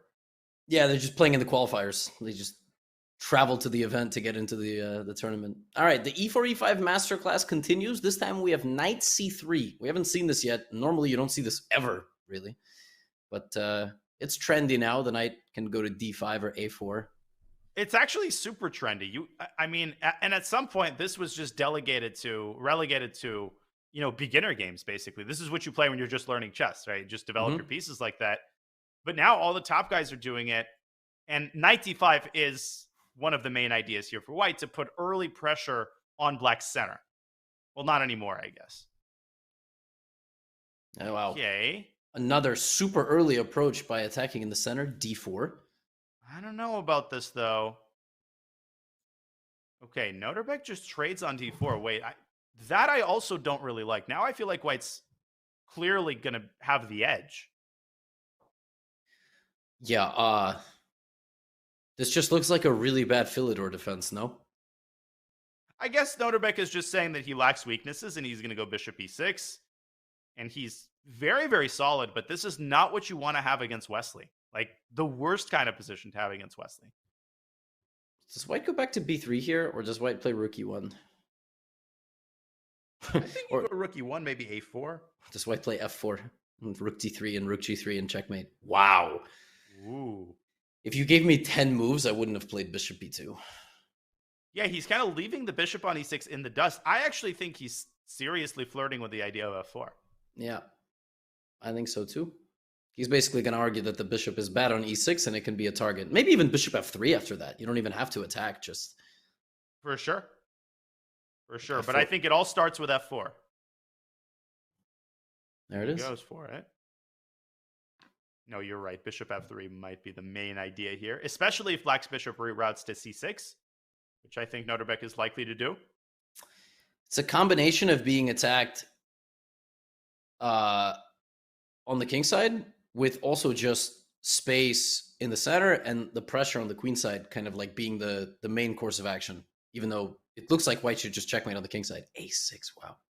Yeah, Noterbeck kind of sleepwalked into this position. That early trade on d4 kind of just handed white the long-term advantage, and now Wesley just feels so comfortable here. But again, he still needs to make progress. He's got the nice pawns, the nice pieces, but where's the breakthrough going to be? Yo, I kind of want to play g5. Like, Did I just hear that right? At some point. I mean, at some point, it might be a good idea because you undermine the e5 square and then you can play knight d7, knight e5, and then just have the best knight of all time. No, that's a totally legitimate idea. And I've even seen it when the king castles. I guess if you play g5, white's going to keep the tension with queen d2. I know you didn't say immediately.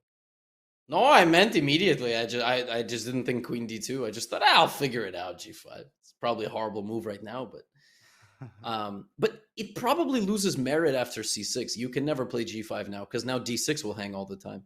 So yeah, and that would involve bringing the bishop back to c8, and then you'd have a hard time going knight d7.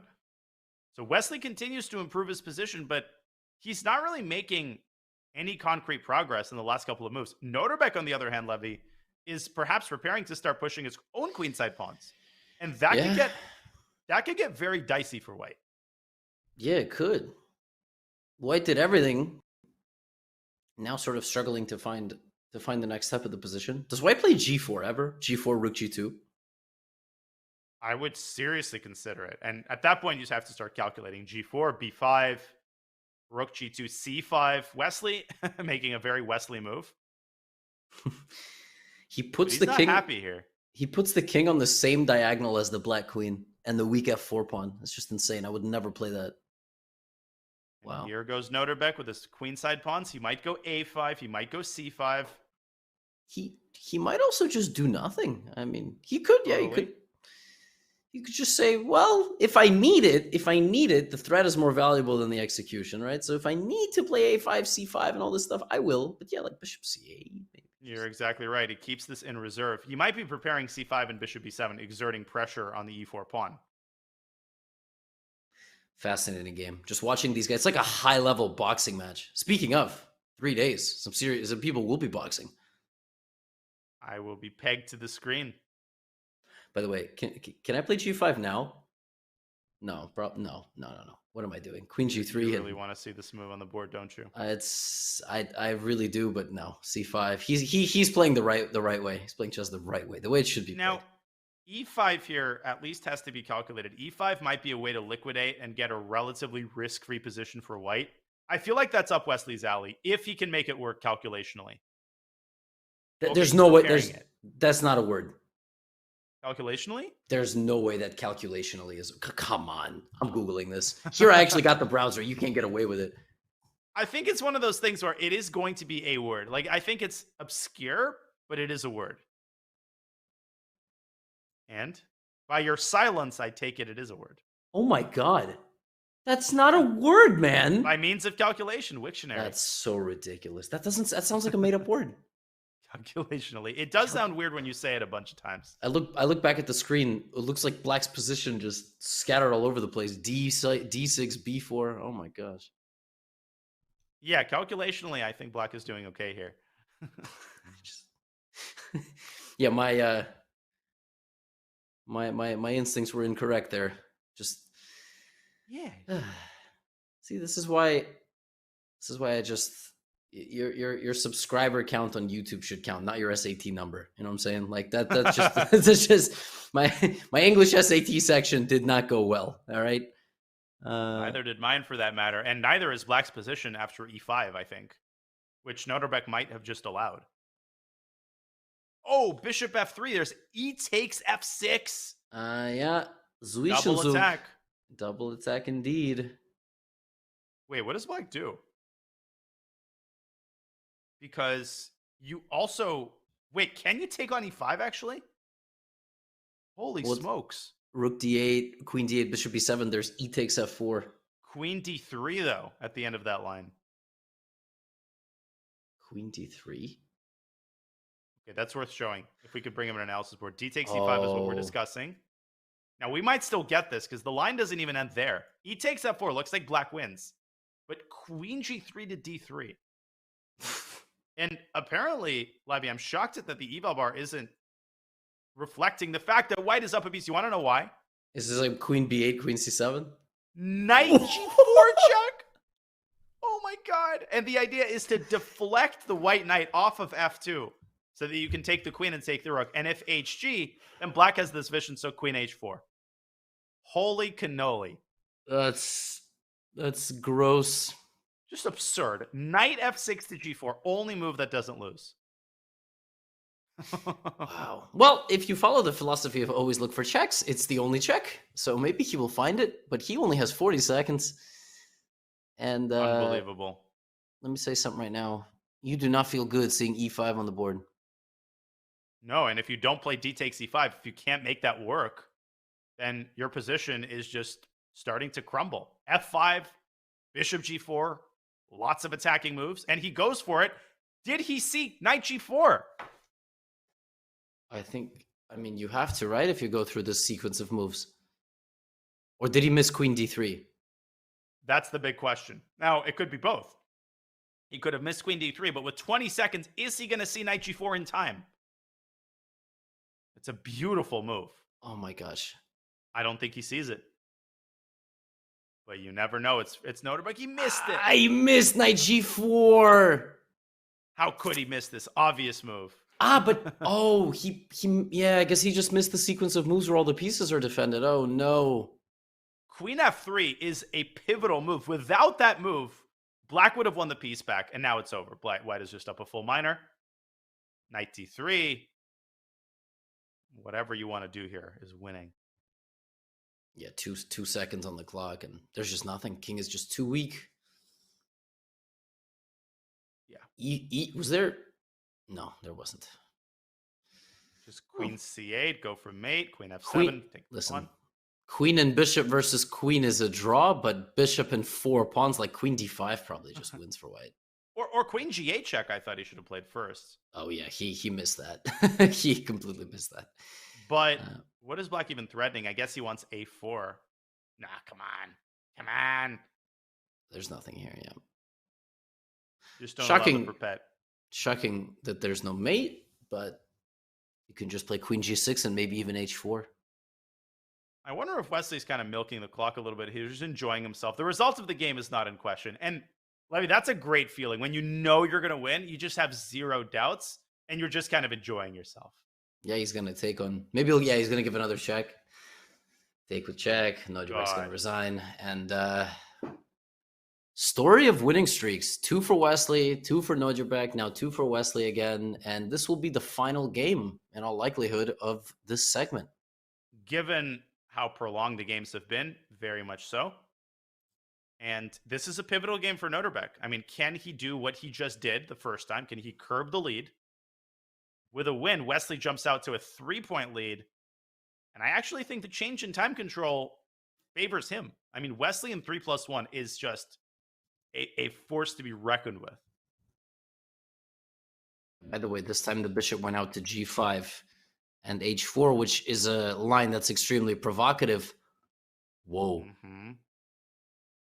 Is that normally what they do? I think so. And it's actually the reason why Black doesn't rush with the move d6, I think. That's how it was taught to me, at least.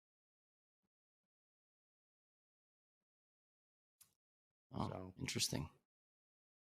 I guess the role of Tempe is diminished in a position like this because of how solid black is. He can afford to make 2 moves with the same piece. Yeah, I just thought that they play bishop c5 and then play like g5. And again, we're sort of in this spot where, I mean, it's different to be down 4.5 to 2.5 versus 2.5 to half or 2-0.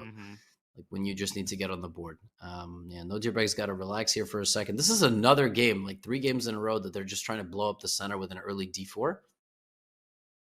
Exactly. Now, bishop takes c6 and d takes e5. Black, of course, will take the pawn on e4. I have a feeling that Wesley is still in his analysis here somehow. Judging from his absolutely lackadaisical approach and just various behaviors, I would say that's quite, it's quite likely. You know what a obscure pet peeve of mine is? Sorry to cut you off. I actually want to compliment you. You said correctly lackadaisical. Most people say lackadaisical, which is actually wrong. There's no S there. Do people say that? I would just slap them. And I regularly slap them. But they're pretty lackadaisical in their pronunciation. Well, I can see the headline already. And, serial slapper goes around Charlotte just hitting people for mispronouncing words. Exactly. Serial slapper. I mean, all yeah, right. I don't know. Another trade on d4. We have the identical structure to the previous game. How do you like that?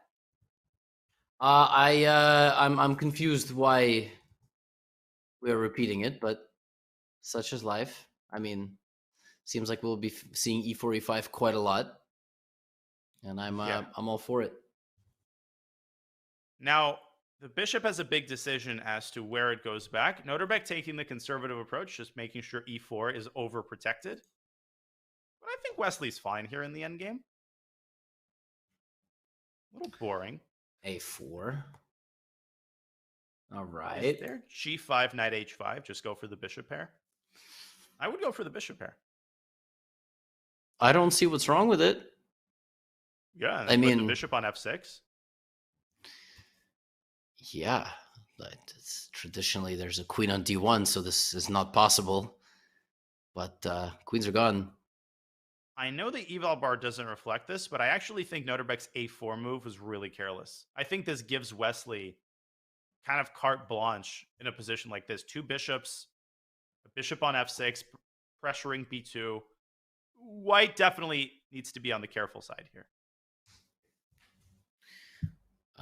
Bishop to e6 now. Okay. And I don't know. Maybe Wesley's just not rushing taking on g3. He's not exactly sure. Because white can play like hg, maybe f4. And I mean, at this rate, there's a chance this game isn't the last game. They might just swap off some pieces. And no, they totally might. There might be some liquidation here. Yep. And after bishop f6, I agree. Knight takes e6 and c3. Now, there's still some meat on the bone. And Noterbek actually refrains from taking on e6. He likes his knight. Yeah, he likes does. his knight. Interesting question. After bishop takes d4, the light squared bishop and rook endgame for whomst was that better? For whomst? Who's the one uncorking the SAT words today? I don't know, but I really want to play rook a5. It's just like, looks so stupid. Rook a5, knight b3, I guess, probably. Oh, and then rook takes d6, forking the bishops. I can't do that just yet. I really wanted to play rook a5. So he goes rook a d8. He makes sure that the pawn on d6 is going to be protected in the event that the light squared bishop moves. And now the position is starting to spice up a little bit. Yeah, there's f4. As expected. Yeah, kind of a cat and mouse game. Neither side really willing to take too many risks. But one gets the sense that eventually the center is likely to just blast open. But how? This is the question. Yeah. Well, black's not going to go c5, I would imagine. Although that's not out of the question. c5 and bishop c6 at some point. Of course, that gives up the b5 square. Oh, bishop g4. Interesting move, preventing rook f to d1. What about bishop d1, dude? And I want to try to get my knight to f5? I was thinking that too. Maybe he was worried the e4 pawn would be weak at the end of the line. He doubles on the f-file. The first threat of the game, Levy, f takes g5. I feel like this is the first thing Black has had to address all game long. And in shocking fashion, Wesley sees the one-move threat and has parried it. Crazy to think about that. You know, bishop d1, there could be some bishop takes d4. And like all of a sudden, Black is just going to trade off the pieces into a better rook endgame. I'm not saying right now, but yeah, I'm just saying because e4 is such a problem for White in this position. Huh. So how is Noterbeck going to continue improving? He's made all of the obvious moves. Is he just going to tread water and go back to d2, basically offer a draw? I think he is, and he does. Yeah, rook d2. We might get a game. What game? 7? 8. 8. Yeah, 8. I think it is likely, and it depends on Wesley's mindset. Wesley probably does have a way to mix things up here, but with a 2-point lead in the Black pieces, I think he'd be happy to get another game in. Wait, that would be 9 games. This is game 8, right? I can't add. They've played 7 games. They've played 7 games. Yeah, 4.5, 2.5 does add up to 7, I believe. Yeah, I was like 4.5. My brain did some wild stuff. It was like 4.5 plus 2.5. That's 7. So they've played 6 games, and that would mean that the next game would be. I was like 6. That was cool. That was cool. It was good. That's why I'm commentating, and we'll leave the mathematical calculations to the. I got a statistics degree. We don't know how to do arithmetic. We just t values and all this garbage. Statistically significant and all this stuff. Oh God, that brings back memories. And the rook once again moves into d1. Bishop back to e7, I suppose. Oh, finally. Wait, e5 and f5. Doesn't that win a piece? Yeah, I was gonna say e5 f5. What? Oh, there's bishop c5 check. Oh, but there, I mean, it's still b4. Can you play b4 here with White and just play f5 next month? He plays f5 immediately. Wesley's going to drop back to c8 and try to surround these 2 pawns. But they're definitely more of a strength than a weakness. Yeah, no, this is not good. There's no way. What do you think about like king h2, g4, king g3, something like that? I'm trying to figure out like where does White's king want to go? I think g3 is a solid square. You got to be a little careful about like bishop e3, bishop f4 there. Yeah. I would also consider the move b4 to chase the Black bishop back to f8. Yes, very much so. But wow, he takes the Rosman approach, and is he actually going to follow up with king g3? Wait, but h5 is a free pawn, right? Can't you play f6 here and force the Black king like to move? h6? That's a double-edged sword, though. You could end up losing a bunch of your pawns in the center. Oh my God. There was like some insane line. Okay, we can't look at it. Was it with bishop e3, bishop f4? No, it was like king g3, like forced like f6, king h6, king g3, h4, and then you can play like knight h4 takes g5 mate. Oh my God. That actually was a beautiful detail. Maybe we can show that after the game. But for now, we've got a lot more action here. Bishop d6 check. I think Black is in trouble after king h3. Because yeah, this is nuts. You're not getting to the king if it sits on g4 because the knight protects the h4 square. There is no fear to be had here for White. The White king's on h3, like, come and get me, bro. Do something. Exactly. The bishop on c8. Bishop on c8 is never going to move, by the way, ever. Like b5, a5, or b5, a, b5, and Black loses. It's just never going to move. Which is ultimately killer. This is probably going to be the last game of the 5-minute segment. I don't see Wesley losing this in the next 30 seconds. Correct. Yes. Yeah. Meaning he would lose fast enough for there to be enough time to start another game. And we have another situation like right before the last break. Nojerbeck pressing. He's got to win this one. Yeah, this is very reminiscent of that game where he brought his king all the way around, and look at the pressure that he's applying on the queen side. He's gotten his pawn to b5. He's trying to provoke c5, Levy. Then the knight will come back, and you will lose the d5 pawn, and kind of with that, the game. Absolutely. Black has nothing, which is literally nothing. He has to block his own bishops. Those are the saddest bishops ever. They really are. Rook bishops on c7 and c8, and Noterbeck just keeps dialing up the pressure, finding ways to tighten the screws. And if Wesley ever puts the rooks on the D file, white plays rook h1, black resigns immediately. And look at this. He's going to seize. He's seizing control of the h file. And he's provoked c5. Can you play rook h2? I think that might have been possible. He takes the more straightforward approach. Wesley driving his pawn down to c4. But now look at that d4 square. Oh my God, I think rook h2 was incredible. It was definitely winning. Yeah, I agree. No, I think that was the way. But now you take and go bishop e4. It's over. Bishop e4, yeah, that's it. Wow. That's game. Bishop takes d5, bishop takes c4, bang, bang, bang. Bishop b7. Bishop b7. Oh, that would have been cool. Okay, rook h2. There it is. Infiltration. Wait a second. I thought there was e7, but okay. I thought bishop takes c6 and f5 maybe. Can you go like knight to stay in the game? Knight d2. I really want to go knight d2, but bishop's alive. Wait a minute. That was premature, and he's got 1 second. Oh, he blunders a4. Bishop e8 somehow. I don't know. Oh my God, the king has almost made it, and now he's gonna win e7. Oh, knight g5. Knight g5. Wait, why couldn't he have taken because of f6? Rook h2. Rook h2. Oh no.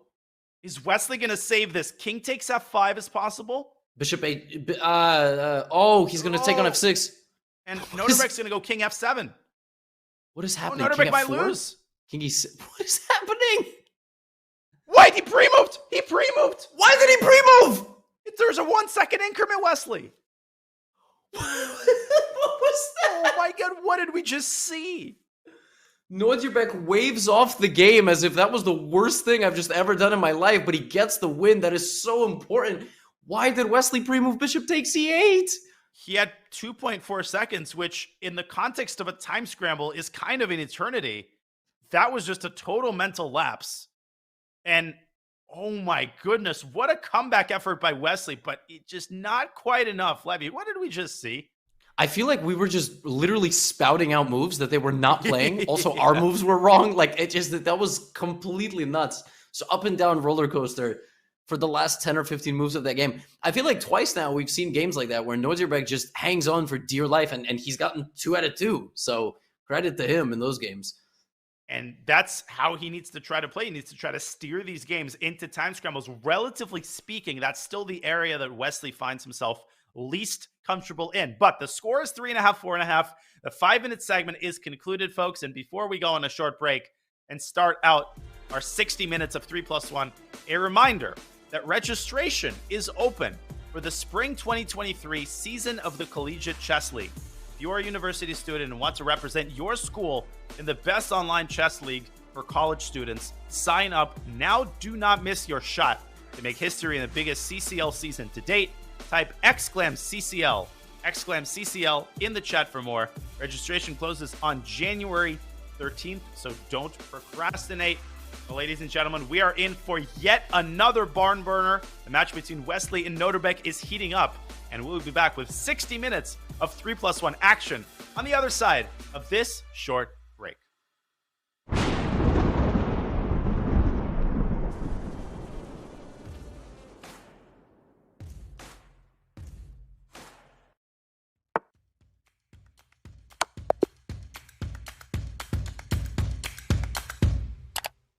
Just played an exciting game and want to see if you got a brilliancy? Or maybe where you could have improved? Chess.com's game review is just a click away. Game review is a fast, fun, and instructive guided review of your games. See your accuracy and your opponent's accuracy. Check out the eval graph for an instant overview and scroll down to see how many great moves, best moves, blunders, and yes, brilliancies you have played. Learn from Chess.com's coach who gives move explanations, opening statistics, and shows you the best lines of play.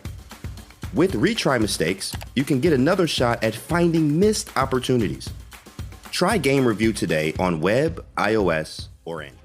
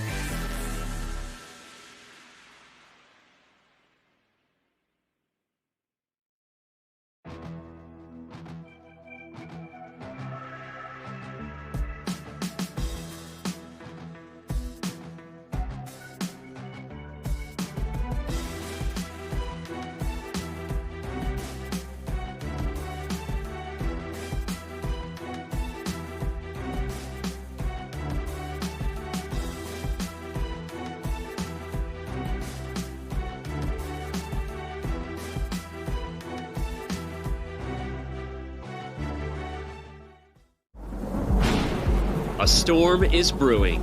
Dmitry on Drake is a wizard. Within the Tempest, the best have come to test their skills and brave the storm. Oh, he missed it! Oh, he allowed a draw! Oh my goodness. The wheels have come off. That could be the match. For some, this is familiar ground. Oh my goodness, knight d8? Whoa. One And second. 1 second. Move! For others, this is a fresh field to prove their prowess. This is insane. Oh, look at Fabi, exhausting every last resource. The battles will be electric. 27 made! You can't stop me! Oh my god, it didn't happen! The moves will be fast. It's game over. It's winning. Oh my god. Yes, it is. He's gonna make a queen. The stakes will be high. He just grabs his head. He can't believe it. He just Oh, gave man. away the pawn. The 2022 Speed Chess Championship is now. Fasten your speed belts, my friends. We're in for a wild ride.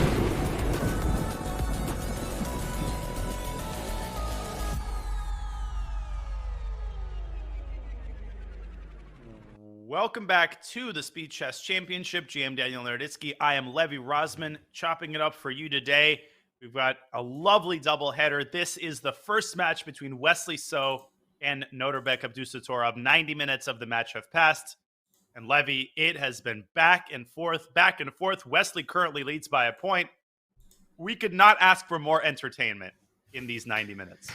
No, we couldn't have. And we've had so many plot twists and momentum shifts and sporadic bursts of genius and madness. And it's everything you can ask for when you get two very, very high quality players. I don't believe that the anticipated scoreline, according to the statistics, was a one-game match. But as a spectator, as a commentator, you can't ask for much more. And nothing brings me more satisfaction than to say Smarter Chess was wrong. So Wesley definitely with the upper hand in the majority of the match, but Noterbek had his incredible moments, including that last game where Noterbek somehow pulled out the win due to a bad pre-move. Let's take a look at their chess.com Blitz insights before we jump into the 3+1. Of course, the thing that jumps out at me, Levy, is Wesley's average accuracy. He is known even among super GMs as essentially a machine, and you can see that reflected here. 89% is pretty wild, especially over 1,800 games. You could argue that Noterbek has obviously played more, and therefore his accuracy is lower. You could also make the case Noterbek was a young guy on this account, right? Like he's played maybe games on this account when he was not as good as he currently is. So there's a lot of different ways you can play around with numbers, and you know what they say: 5 out of every 4 statistical points might be incorrect anyway. So I like to see that Noterbek is taking the fight to Wesley in this match in a variety of different ways, and he has taken advantage of some of Wesley's mistakes, and those could be in time scrambles, as we just saw. Those could be just over optimistic play. That's sort of what I would say. Like, Wesley hasn't been blown off the board in too many games. He's got a little over optimistic, especially last game, and a lack of caution caused them to get overwhelmed by Noterbek. So what do you think is going to happen as we remove 2 minutes of clock time from the players? Why is Wesley's time at 2:40? Is he playing a Bon Cloud? Is he channeling Jan Krzysztof Duda? He's literally spent 20 seconds on the first move. And he was at his desk. I think he was like flat out deciding what to play. Really? Wow. So Wesley just... That's so interesting. Because you would think he's the happier of the two, right? No, totally. I'm just can't get over the fact that he played 1 E3. I think that's the first time Wesley's ever made that move. Yo, can you just very quickly just go back before Noterbek's last move? I don't know if we can, or we're just following the game. Wasn't this the game on Drake and Wesley? And like they played a game in the CGC finals, and I'm pretty sure Wesley took on D4 and just got a really good caro with black. No, I agree. And this time, Noterbek allows white to take on C5 and get kind of a really good Queen's Gambit accepted. I'm so perplexed. What is happening? I feel like Wesley's slightly better here already. I don't think Noterbek was expecting E3. Something tells me he wasn't. Now, E3 C5 is kind of an interesting response. The move that I've kind of informally played is just E3 E5 and go for a reverse exchange French. Uh-huh. E3, E5. But Interesting. I kind of get his choice. But Okay, then bishop C4. D3. Then C4 and you have some English. And Exactly. you have to be okay playing that English. You know, if that's not your repertoire, you don't want a 4 knights English, then good luck. Yeah, I mean, of course, the King's Indian setup is also very good against D3. Anyways, here we have kind of a Queen's Gambit accepted structure. No question that White has a pull. White has the better placed bishops. These bishops are incredibly imposing. But look at Noterbeck, B5. And Levy, I think he wants to follow up with a well-timed A5 and just liquidate the queen side and make a draw. I mean, what more can you ask for? A completely effortless draw in like 15, 20 moves with black. Sorry, I just toggled to Twitter real quick, and chess was trending for a second. It said chess 14,000 tweets. I was like, wow. And then you ever do that? You ever click something trending on Twitter and it's just like you just have no idea why it's trending? That's sort of what happened. By the way, bishop takes F3. Oh my. Forcing White to take back with a pawn. Otherwise, you would drop the bishop on D3. And Noterbeck has the draw in his pocket. But bishop takes B4. Okay, bishop takes B5. And sign piece treaty. This was a weird game, man. This was I don't know what happened here. Just like a passback game, basically. I'm not sure Wesley's going to play this again. No, something tells me he's going to switch back to E4. Now, this game isn't entirely over. Rook A5. That might be the clinical way to do it, skewering the bishops and forcing bishop takes F6. Now it's over. And I think a draw for his forthcoming. Do you play bishop F6, rook B5, or do you play bishop F6, GF6? Yeah, that's the $1 million question. I was hoping you wouldn't ask me that. Well, there's our answer. Riveting endgame. Yes. Absolutely riveting. This Wesley is offers a draw. Wow. What an odd game. Yeah, I felt like Wesley was slightly better out of the opening. Maybe he had a better chance, but he never really got his foot onto the gas pedal. Whoa, a Petrov. Okay. A little Do you variety. remember there was a trend like a few years back on the internet, and it kept going viral. Like, but it was a vulgar word, as I can't say, but it was like stuff blank says. Do you remember that? Like there was no, you don't remember that? Chat, am I going crazy? You guys remember that? There was like viral videos that were coming out, like stuff chess commentators say, like things chess players say, things athletes I understand say. it vaguely. Like I've seen those types of memes. Yeah. Well, I was gonna say I feel like chess commentary, or things Super GM say. Whoa, Petrov! We had our first opening change in an hour and a half. And they're following the game. Levy, Nihal Sarin against Wesley So against Nihal Sarin from game 1 of their CGC finals. They had this position on the board. Yes, which is pretty nutty. And so did Wesley and Neiman, right? So did Wesley and Neiman. Yeah, good one. That was the game. Like Nihal and Giri followed their game. I don't remember exactly how it went because that's how it works. But I think it was bishop F4, knight C7. And then at some point, Nihal played F6. Yes, but Nihal played it slightly incorrectly, I think. I'm pretty sure they're still following the games. There's a bunch of games in the database. Knight F5 has been played here. That seems to be an interesting attempt. Rook E2 is the kind of conventional method. You just double on the only open file. Oh, no, B3. That's what Wesley played. So Noterbeck is playing what Wesley did against Nihal. The colors are reversed. Yeah, and then was it bishop E5? No, bishop D2 back. Okay. I think bishop E5 was the move in that game. I also think. In any case. But all the pieces are so clustered together. Yeah, and he goes rook E2. Preparing to double on the E file. It always seems to me like black is a little bit uncomfortable in these positions. I don't know. It just feels like black doesn't quite have the mobility. Levy and the knight can jump into E5 at a moment's notice. White has C4. In a blitz game, I'm not sure about this choice from a practical standpoint.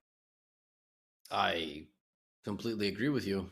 I mean, dude, it doesn't matter. White always seems to have the pressure here. Bullet, blitz, rapid, classical.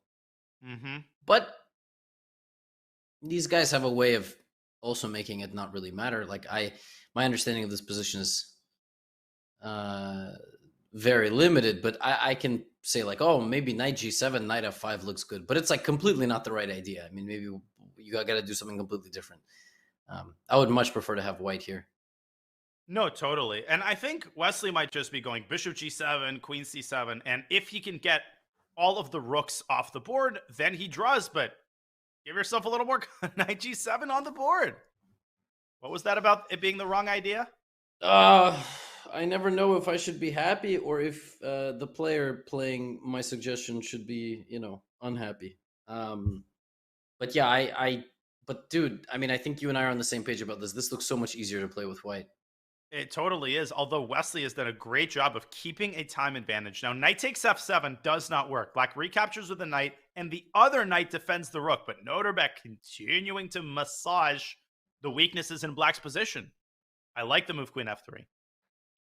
Yeah. Maybe h4 and knight e4 should be considered, or does Black bite f more than he can chew? Does that work? Wow. No, he chooses rook e6. God, knight f7 almost works. Yeah, it's like a miracle it doesn't. Trying to play like bishop h6. Trying to play like... Yeah, you want one of those moves. I like bishop h6. Just try to... You might play it. Put some pressure. A move. Wild idea there. Is there knight f1 and g4 stuff and then just come back to g3? Yeah, I think that's one of his ideas. And he's just making some lift. But look at Wesley just playing confidently, playing quickly. And Noterbeck's got to watch his clock here. Oh, knight d3. I was thinking bishop c1, bishop a3, but it's a lot easier to move other people's pieces. I did not know what to... It almost still feels a little bit uncomfortable for Black. Like, White's pieces are just a little bit more compact in the center. And Black has this weird knight on g7, and the bishop on f6 is loose. Knight c5, wow. Totally switching up the pace here. We're going to the queen side now, bishop g5. I feel like there's two guys playing a high-level game, and I have no clue what's going on. Yeah, it's the individual moves can be hard to understand. I think bishop takes g5. There's a trap. He's going to go knight takes g5, winning on the spot. That was a vicious idea by Wesley. Queen d1. And now I think he can take and go queen f6 if he wants to make a draw. But he might actually want more than that. Yeah, knight f1 back. Is Wesley overextending, or is he doing the right thing, though? It's hard to say, because the drawback of h4, I think this is what you're implying, is that you're giving the g4 square for White's knight. Looks like they're just going to draw this one as well. But Black is way more active here. Yeah, maybe it's worth trying something like knight e4, going after the c3 pawn. Whoa! He just sacks h4. He says, come take me. I feel like I haven't understood a single move of this game. Yes, c4, and now if anybody's playing for anything, I feel like White's playing for something now. No, don't hang a fork. Do not hang a fork. Wesley gives up h4. Wait a second. Knight g4 is a very nasty idea here. Although maybe it doesn't threaten anything. Okay, queen d8. Queen a5. Knight e2. He moves his king away. I hate that move. Evalbar hated that move. I hate it, but I don't... Oh, is the knight endgame just winning? I think Black's just creating a passer. I think White's way too slow. He's got to go c5. No, that's not going to cut it. Knight d5. I mean, c d5 looks very natural. And b5 and a4. Now, White wants to stop the pawn from c2. b4 first, and then a4 on the next move. Oh, wow. Does that work?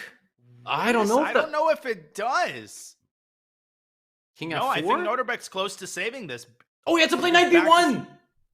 Oh, because now he's going to go b2. He had to play knight b1. Yeah, wait. Great call. And now it's just winning. b1 queen, and the knight escapes via a3. Noterbeck can't believe it. He just allowed the knight to go back to c3. Now he's just losing. Oh my gosh. Still a little bit of accuracy required by Wesley. Not totally over, but okay, now it is. Now he's in Zugzwang. Wait. What? Oh, I can would he? just Oh, H6. should he? He had to play H6 before the king got back to G7, I think. Wait, Wesley's choosing a super convoluted method. I would just go around to H6 and then sack on F5. Yes, yeah. There it is. Beautiful. Oh my God. That was a hard game to commentate. Yeah, that was a weird game. The whole Blitz section's been a bit strange. All right, It now really we have has. we have a Sicilian and Whoa. a sideline, like a King's Indian attack style reverse Grunfeld kind of a thing. I don't even know what is going on here. This guy's a Grunfeld structure. Wait. The move here is Wesley recommends this in his course. Queen E1 is very dangerous for black. Or at least I think it is. I'm captivated by this game. I gotta drink my apple mango, a little yogurt here. I don't know about what Wesley's doing. It's hard to say if he's still in his preparation. Now, from a positional standpoint, the knight on d4 is obviously a very strong piece, but black has a lot of activity in his own right. Rook e8, bishop h3 can create light square weaknesses on the king side. At least visually looks like black is doing totally fine here. Yeah, black is great. Everything is developed. H3 is a very funny move. That is spicy. And if you take on h3, you lose the bishop on e7. And at the end, after knight g4, white is queen h4. Yes, and there is no checkmate. Very sad way to go out. So that means you have to move your bishop. I actually like white's position quite a bit. I mean, what happens if you play c3 and then just build around the isolated pawn? Also, can't white play like, I was thinking like f4, g4, f5, but he doesn't have to do any of that. Nodjerbek's the guy that has to win. Yeah, Noterbek has to create counterplay down the e-file. He has to play a well-timed knight e4, maybe even now. He drops his bishop back to g6 first, solidifying his control of the e4 square. But I agree, this is once again up Wesley's alley. He's gotten the kind of position he wants. Rook d1. Okay, bishop e4. Hey, I mean, trading the bishop. What do you think about f3 here with white? Is that move insane? I mean, the timing of that was absolutely impeccable. Thanks, Wesley. There you go. It seems crazy to play that move, but... Remember in the CGC when I would call you Wesley, like, on the regular? I know. I mean, thank you. You know what I mean? I do. That was very, very nice of you.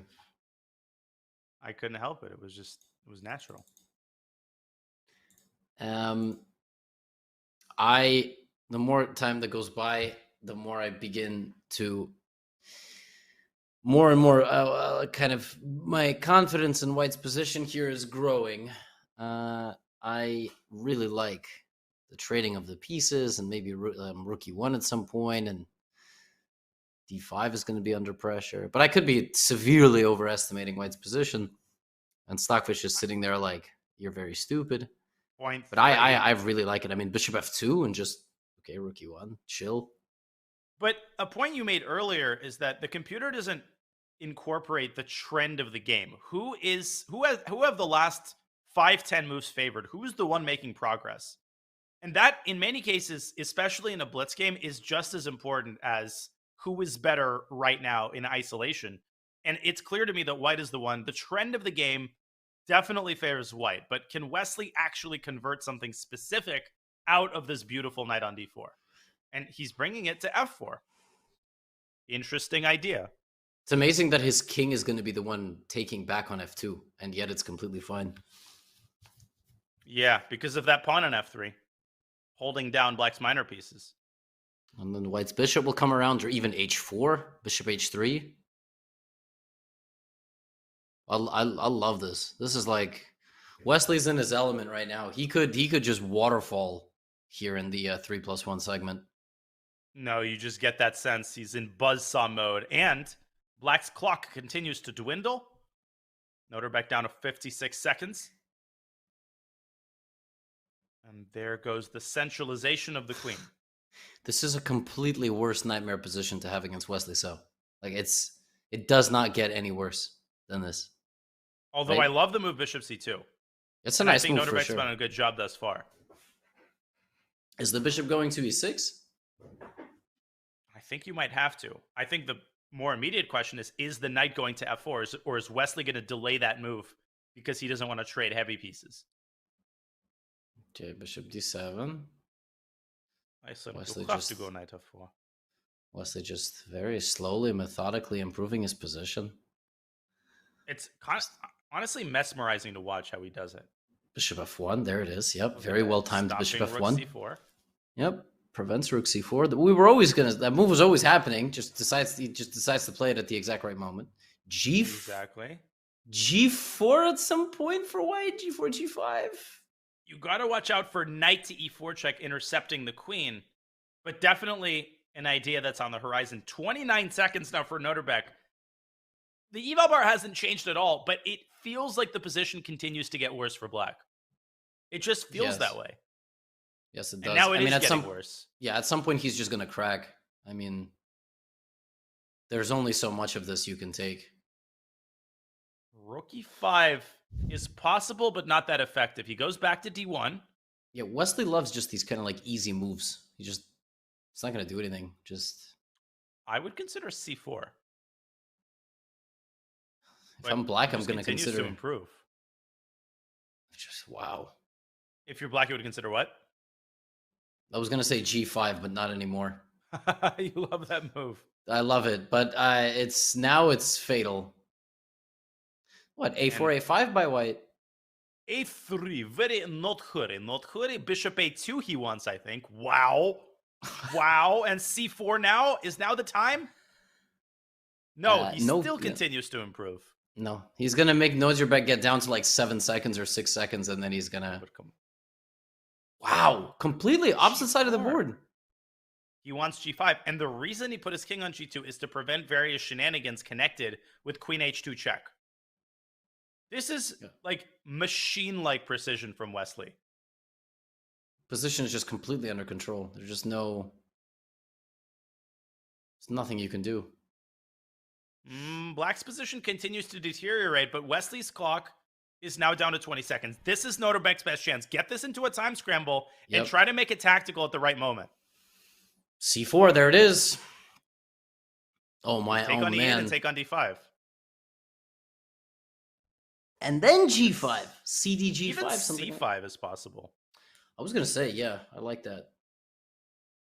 Huh. Oh, that's a nice move. Bishop takes.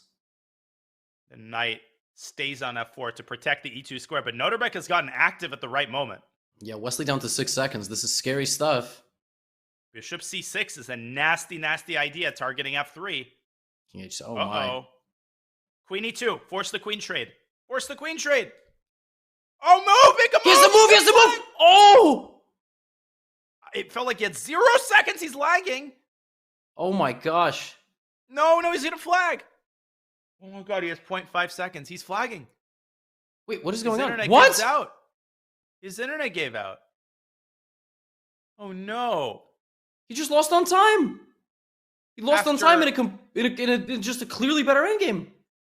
And not just after a surgical effort for the entire game to get the pawn up endgame, he flags. I feel like he flagged like 4 times, by the way. I don't know. Is that even possible? Yeah, he had 0 seconds for like the last 5 moves. No, he's got a cat. He knows a thing or two about having 9 lives. I guess that was wild. And it's not the first time, and far from the only time, that Wesley's had internet problems affecting his match. It happened against Hikaru, I think a couple of months ago. It's happened in previous SCC matches, and the closer you get down to the bullet, Levy, the more this costs you. This is a heartbreaker. You don't even make a draw. How does Wesley not have like 1 gigabyte internet as a taxable expense? I don't get it. We got to set him up with that. We got to set all these guys up with that. Do. Wow. I don't know what the situation is in Minnesota with, AT&T fiber, but if he needs an internet consultant, AT&T, I'm offering my services. Google, I mean, Verizon, anything, fiber optics. Now watch my internet go down as I'm talking about this. No, it won't. It's good. That was tragic. Wow. That could have been a 3-game lead, and now everything is down to 1 game once again. Yeah, that's a huge swing. And another Petrov. They're repeating the same exact line from the previous game. Yeah, fascinating that they go for this exact thing a second time. Mm-hmm. Okay, knight g3 again. I've kind of lost track of what they had the first time because all of these positions kind of look identical to me. Yeah, the knight is not on a6 yet. The bishop trade hasn't occurred yet. Why is Wesley thinking? He's also got 1 bar of connection, which really worries me. Oh, I didn't even see that. We connect to this big, screen here, and I just have it open here. I didn't even realize that he has 1 bar of connection. That's not good. It's up to 2 bars, but it's less than 4. That's double. Okay, rook e8. So he's making all of the same moves, the knight dropping back to c7 and then moving into e6 in order to plug the e-file. But this is a good choice for Noterbeck. Relatively risk-free position. And I stand by what I said earlier, Levy. I would never play this with black, personally. I would never feel comfortable to play this. What about for 100 gifted subs? Now you're starting to tempt my, you know how to appeal to the right, how to press the right buttons. Not in classical, though. Maybe in some Blitz games. But yeah, classical, 1,000 subs would make me go for this. Man, Wesley performing construction there on his house. I was trying to figure out how to. I feel like we've seen so many backgrounds in this match too, and he's like looked backwards and maybe there's a router behind him. Like maybe his internet router's behind him. That's what he's been poking at. By the way, doesn't Wesley usually play from that desktop with like the tiny window in the bottom right hand side? Like he plays. Yeah, on a small that was board. one of the which is on a chair. Like that was a crazy photo that we displayed a couple of months ago there of Wesley's setup. It does feel like he plays from a different location every time. And it almost feels, the scary thing when you've got bad internet is then you never know if he's actually thinking or if his internet is down. Mm-hmm. There he goes again. Oh. Yeah, just casually beating Noterbeck 6 games out of 11 while constantly being distracted by other things in his house.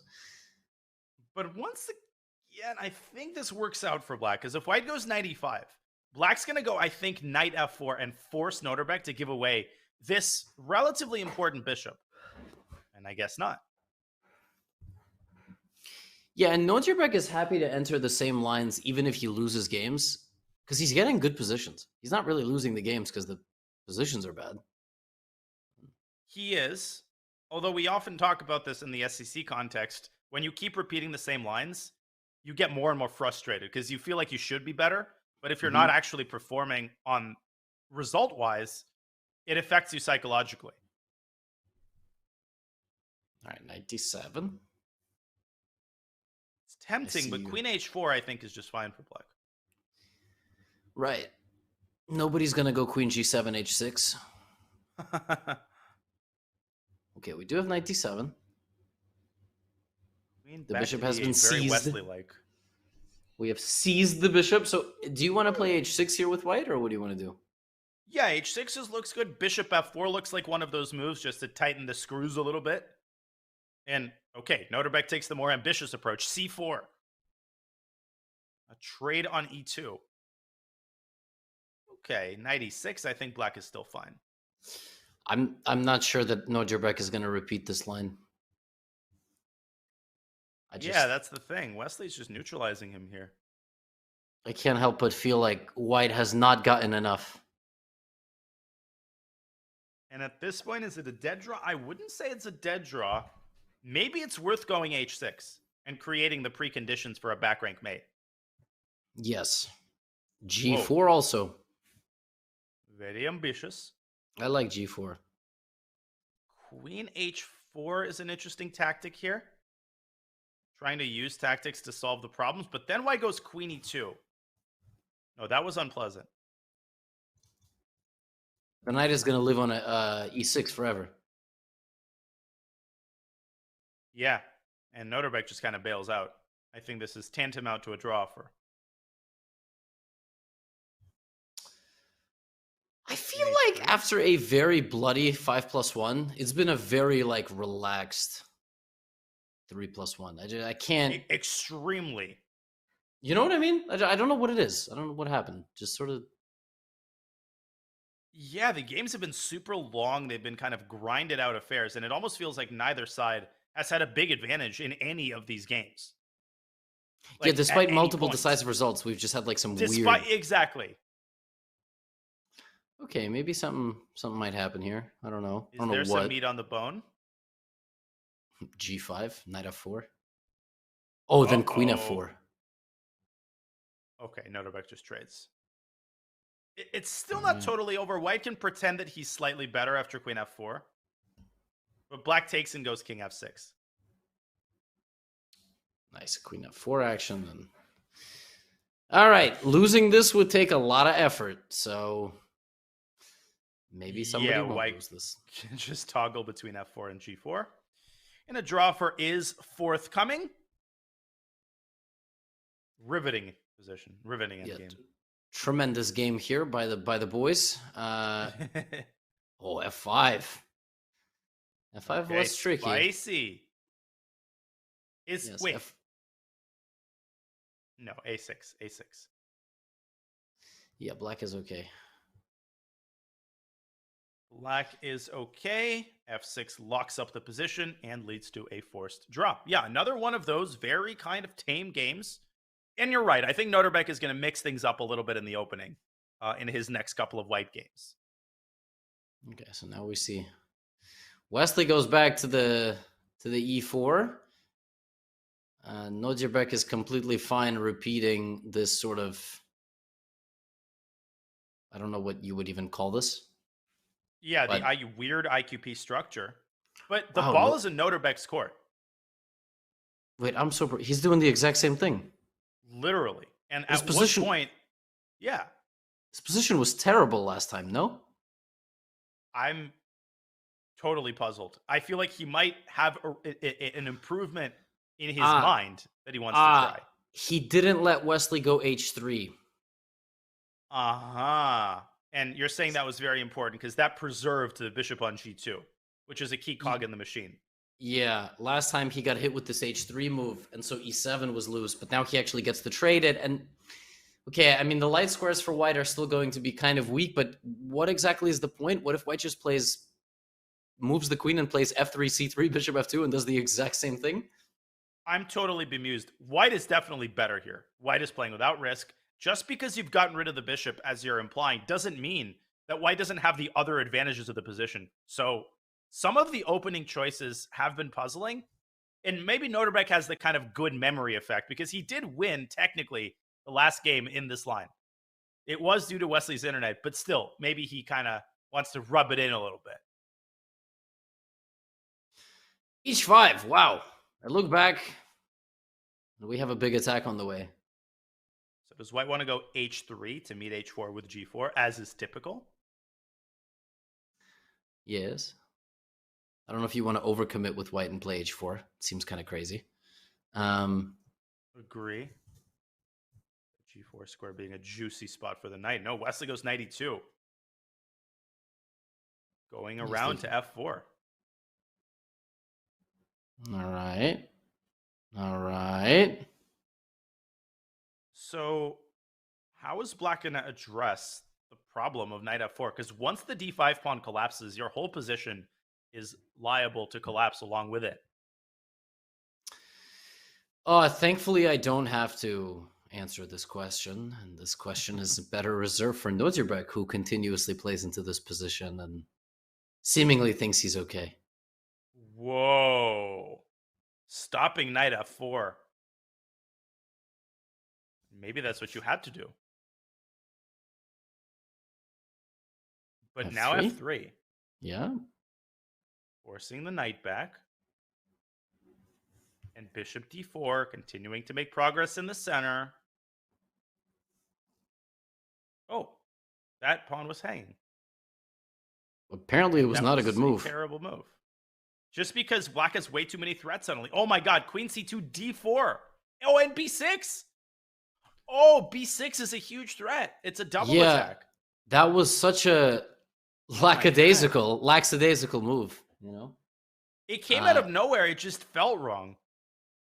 Yeah, he was like, aha, I'm winning your... b6. b6 wins the game.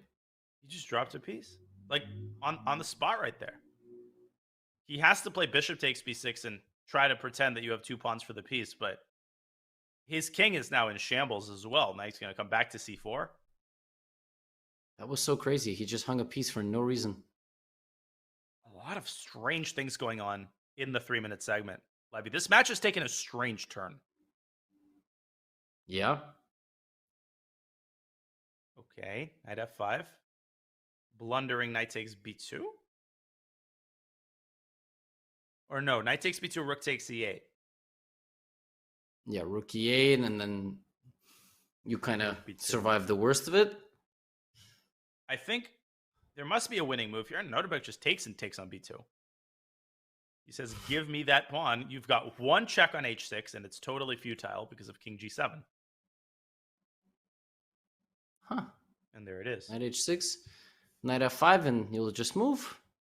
Just duck back to g8 or even to f8. Yeah, I was thinking to f8, but they're probably both completely fine. White's queen is hanging. It's not being taken because black is in check, and that would be illegal. I feel like at least 10 people in the chat were wondering why the queen was not being captured. Free queen! Free queen! Yes.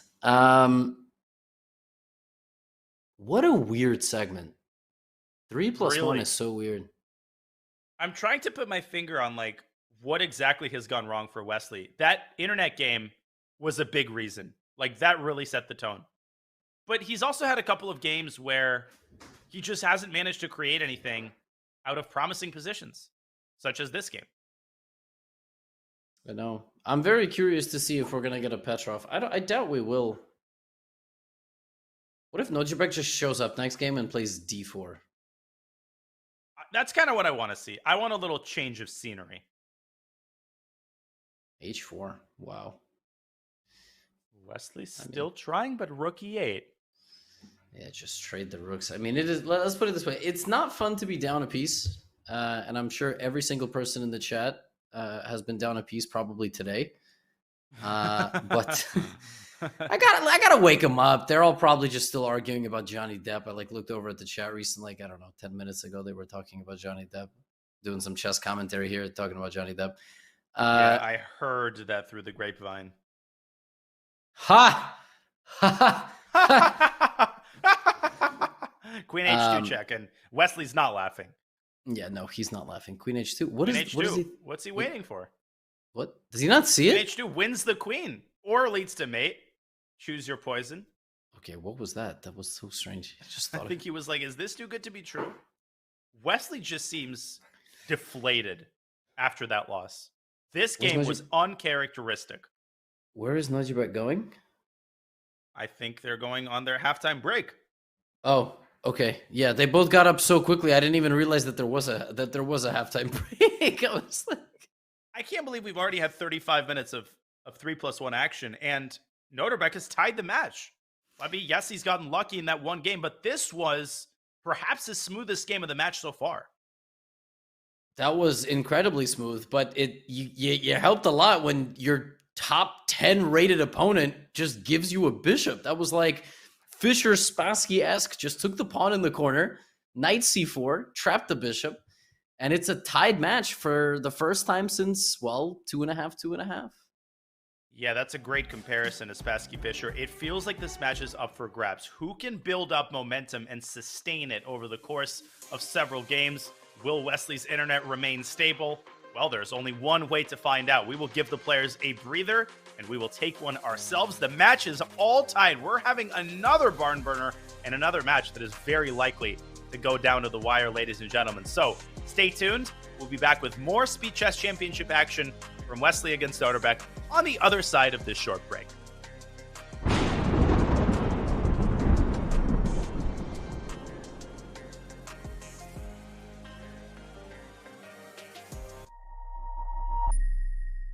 International Master Danny Wrench, Chief Chess Officer, back again with more chess terms here for you today.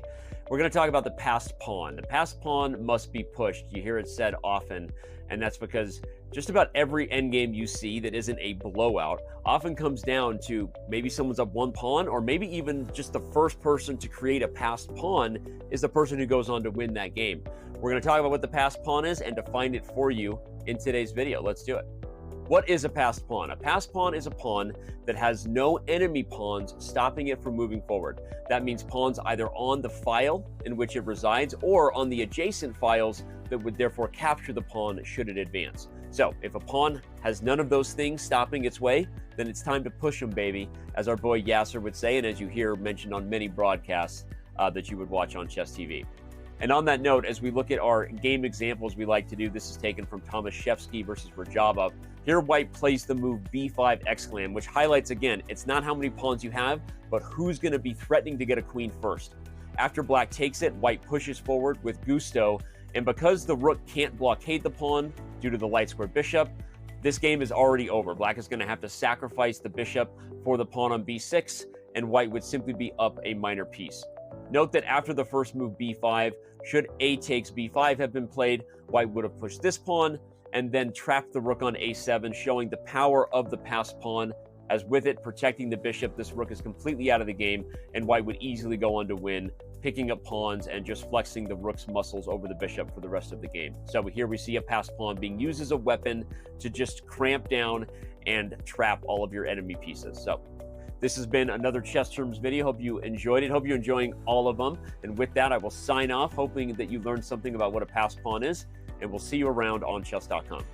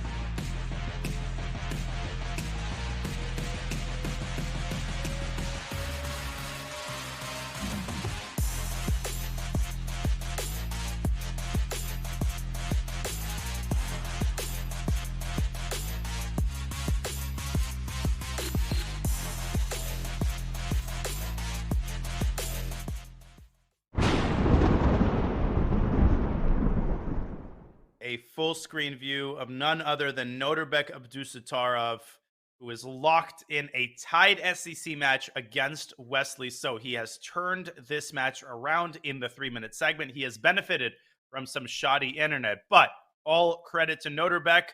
This is going to be a barn burner. We have 30 minutes left of 3+1. Levy, obviously, when we talk about Norbek, his reputation precedes him.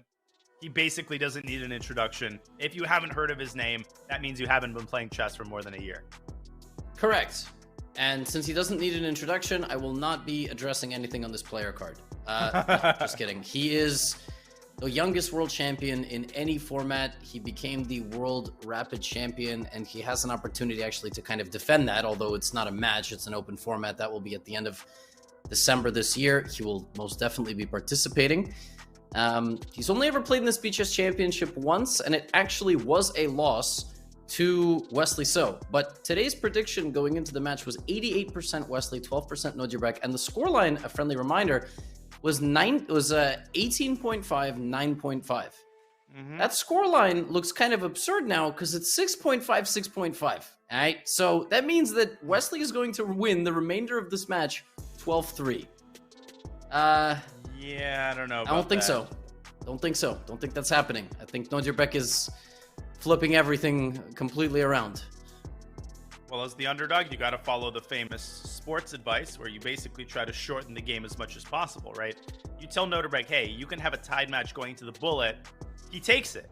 He absolutely takes it because the shorter the match, the closer you can make it, the more likelihood there is that something crazy happens. In any individual game, literally any result is possible. So Nodjabek, he's got to be feeling good right now. And Wesley's play, just something seems a little off about it in these last couple of games. A blunder here, bad internet there. He needs to bring it together. It seems like the internet thing really knocked him off pace. I mean, losing like that was brutal. He's got to recover. And I mean, it wouldn't hurt as much if he wasn't winning, if he didn't play a perfect game. There's nothing like getting robbed of a game like that. No, it's a horrible feeling. And he might not display a lot of outward emotion, but inside he ain't happy. All right, he ain't happy. And we have I believe we have liftoff. We do. And another Berlin. What a surprise there. Nodjabek this is that bishop takes c6 line. We're back to where we started. These guys had like a little rebellious period there. Yeah, I don't know. It seemed like after the 5+1 segment, they were just like good kids, got good grades, did everything right, went to college and just partied way too hard in their freshman year, got like a 2.8 GPA. Now they're back, all right? They're back sophomore, junior year. They're back to where it all began. That segment was so weird. You kind of also got that vibe. Weird openings, flagging. I almost felt like it was a different match entirely. And now they're kind of back to home base. So let's see whether Wesley can have a stabilizing game. I don't think he even minds the draw. He just needs something solid to center himself again. Okay, so we're getting a lot of back and forth here. That knight moved to g5, and now it's right back on f3. So what, we just going to get a repetition here? No, oh, obviously God. not. No, Wesley's going for it. No, he's like, hey, you're going to waste a bunch of tempi. I'm better. He's going for that bishop, knight back to e3. What, knight e3, bishop e6, d4? Something G4. like that? G4, yes, G4. Rebellious phase is over. Well, that's what we all started with, that first game. That was such a bad game, like from Nodjabek's standpoint. And Wesley just played a brilliant game. It was crazy. It was 2-0, and it was not close. And now it's 6.5, 6.5. And I think momentum is on Nodjabek's side. I'd be very curious to see, what are the live odds? Do we have those? Nodjabek better be in the 30 or the 40%.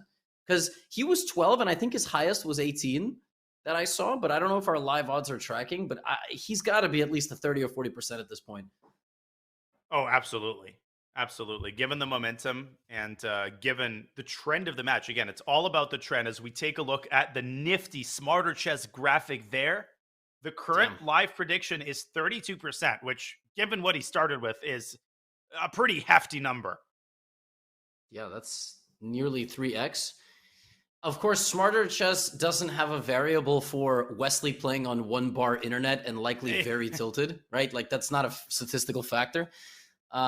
So I would probably give that about 35, 40%. But when you play Wesley, Danny, as I'm sure you know, it all flips in one game. He plays one really good game, like he buckles down and just beats you, and you lose 20 of those percentage points.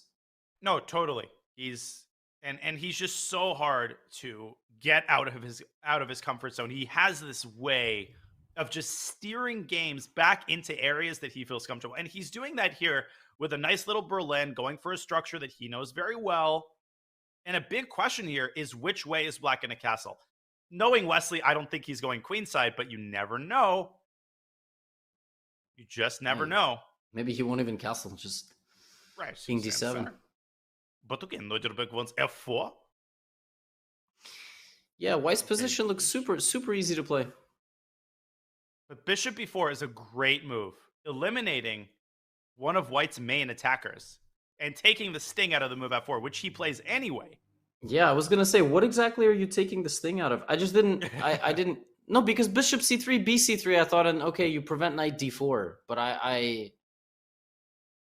No, you're maybe totally I'm just right. too optimistic. Again, it's much easier to move other people's pieces. Do you take the knight here? Is that insane?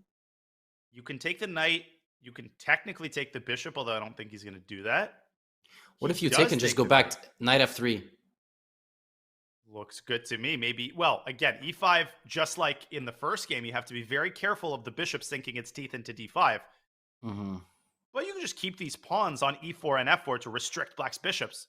Good call. Good Maybe call, long knight f3. castle, or is long castle too much? Oh, I love it. Wow. I'm starting to like Wesley's position here, though, Levy, because g5, h5 could come really, really quickly. Yeah, I feel like I was a little bit too optimistic about about White's position versus black's position. I think Nojabek and I are making the same mistake. Wow, g5. Wait, doesn't Well, then, what? Why does the evil bar hate that move? Maybe you just take and you no longer have any hooks, and you can just play like what? Oh, knight e5. And that's a Yeah. positional move. That's not a tactic. It forces the bishop back to e8. You're just trying to make territorial gains in the center. Most importantly, you have to prevent black from opening up the h-file. I'm still concerned for Noterbek's position. Whoa. Yeah, me too. And look at the clock. Okay, he doubles on the f-file. So knight f7 is now a positional threat. Yep. Yeah, White's position is just amazing here. Bishop g6. Wesley He does manage to pry the h-file open. Yeah, he took so fast. And now that bishop on b4 is going to go back to d6 at some point. I mean, by the way, like all rook and pawn endgames here, White is so happy. Black structure is... Did he hang a pawn? Did he hang a pawn? Queen takes g3. What's his idea? Queen g2. No, he's just going for the queen trade. Wow, did he sack the pawn? Huh. I He think just he thinks did. that the endgame is just going to be like, again, he's so confident in black structure just being so bad that... I mean, Wow. given the clock situation, I think this is a practical decision. But Wesley's basically saying, hey, even with the queens off the board, I'm still going to attack you down the h-file. Knight g4, though. Rook h4. You've got that passed e-pawn. Yeah. That could be a monster in this position. I was going to say knight g4, maybe king g3, but... Okay, there's at least a draw there. Rook h3, rook h4. Wow, he just plays rook h1. Jeez. He wants h3 and knight g4 and setting up the fortress. That's so But ridiculous. so does Wesley. A rook g7 or e5. Rook e8, maybe? Ooh, Huh. well timed. Who's better and why? Is there like some c5 and just bring the king? Exactly. Black might be better here. It doesn't look that way. But you called it. C5, king c6, king d5. And if you win the e7 pawn, or the e5 pawn that is, there's going to be trouble. Okay, he's going all in, but yo, he gave away a pawn to do this. Yeah, and I don't get why Wesley didn't go c5. I thought that was more efficient, but this is good too.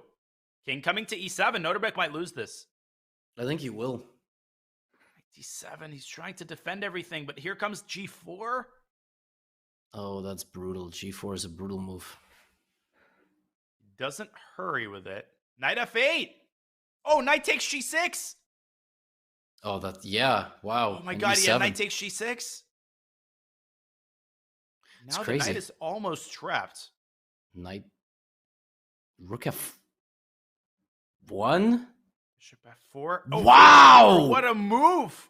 Ho, HG, and he's going to win the bishop back. That's an insane idea. Rook f4 now. I think white's fine. Yeah. It's still a double-edged position after rook h2. Very double-edged. Anybody's game. Oh my gosh. Noterbeck might be better after c4. Oh my god. C4. D4? Some crazy d4 and D4? rook takes c6? Yeah, but he's just Just going goes for the rook G-pawn. f6. Yes. Wait, taking rook b5. Rook b5? Oh my god. Rook f5, rook b5. Yeah. You skipped a move. Yeah, who needs rook b5? Now you can't take with the rook. He's got to move. Oh my gosh. A4, G6. Let's go. Off to the races. Rook A6. He's going to stop the pawn from behind, and he's going to have free winning chances here with no risk. Rook takes A4. Just play it. Amazing. Well, he's got 1 second. D4. D4. Make a move. Make a move. Make a move. Oh my god, he's literally going down to like 0.2 seconds. Oh. Okay. Philidor position. Now, if I was playing the match, I would milk this down. I would maybe milk down another minute, but I don't think he's going to do that. Yeah, he's not. Yeah, it looks like he's just making... Oh! No, he is. Wow. He is. Rook b5. Hoping for a pretty move, maybe sometimes everything happens, yes. Okay. No. There it is. All right. Good save by Wesley there at the end. Very nice. That was a fun game. Oh, we're back to playing fun game. chess. Well, we're back to playing this weird Sicilian line that they keep repeating. Yep. This just became the thing now. Nojerbek is just playing this, and Wesley's just playing what he's playing. And Rook E8 is the well-timed idea here. So now no H3 business. Well, are we sure about that? He's like, oh, no, you know what? I'm playing H3 earlier than you are. Playing Queen D7. And there's no discovered attack, I guess, that works. Or maybe there is, like Bishop C5. Just allowing the attack on the queen. Queen C3. Queen C3 forces Bishop trade, yeah. Wait, yeah. Queen C3, Queen B6? Is that what he wants? I think that's what he wants. Or maybe even Knight E4. Very, very sharp one. Super sharp game right now. Wow, Queen B6, yeah. Rook C8. I think Knight E4 actually might be his idea. And it is. Bishop E4, you play Bishop takes D4. And then Rook takes E4, counterattacks the queen. Okay. Rook E4 or D? Oh, you gotta play Bishop D4. Right? Oh, because the bishop is hanging. Right. Jeez. Yes. Long Bishop match. takes D4. Yes. King Desperado. H7. I mean, listen, in my defense, Wesley hung a piece. I'm allowed to hang a piece. Queen D3, by the way, is a move that Noterbeck might have overlooked because now you're going to be able to take the other bishop. Oh, what a move. Yeah, Queen D3 is very nice. Very, very nice. And you can tell Noterbeck missed that. Now he's down a pawn. King G2, maybe? King G2, yeah, just looking for F3. Rook G4, F3 wins the game. This just looks... Wow. Noterbeck just has to deviate. No, yeah, Noterbeck has to stop playing this with black. I get that inertia kind of carries you forward. And every time you're like, okay, I'm going to make a small improvement, and this is the time that I'm going to equalize. But he never does. Nope. And now it's a disaster. No, this is a very, very bad game. He can still try to salvage things. I think after G6, he's still alive. And so he is. He's pawn down, Bishop D2, Rook D1, right? And yeah, or Rook A1. Rook E1. Rook D1. The worst thing is if you had chosen which pawn you want to lose.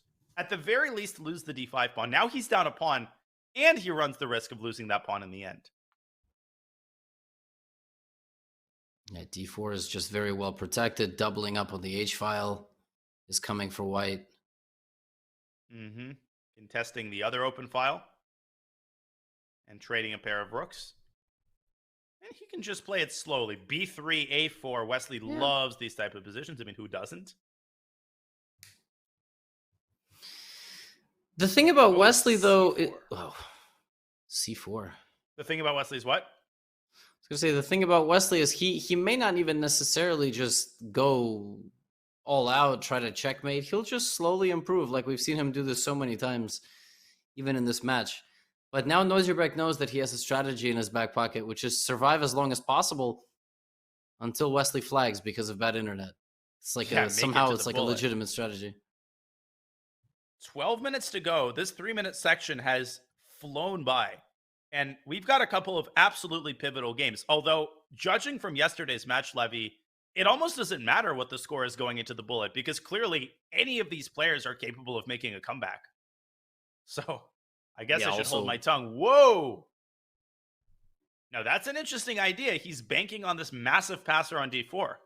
Yeah, but something tells me this shouldn't work. Yeah, queen d2 and maybe c5 or b4. Oh, c5's pivotal.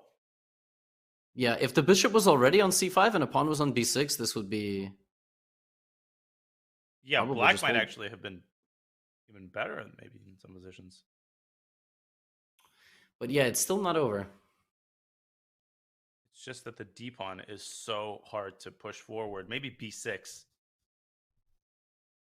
Queen a8 check, king g7, and then quickly try to push d3.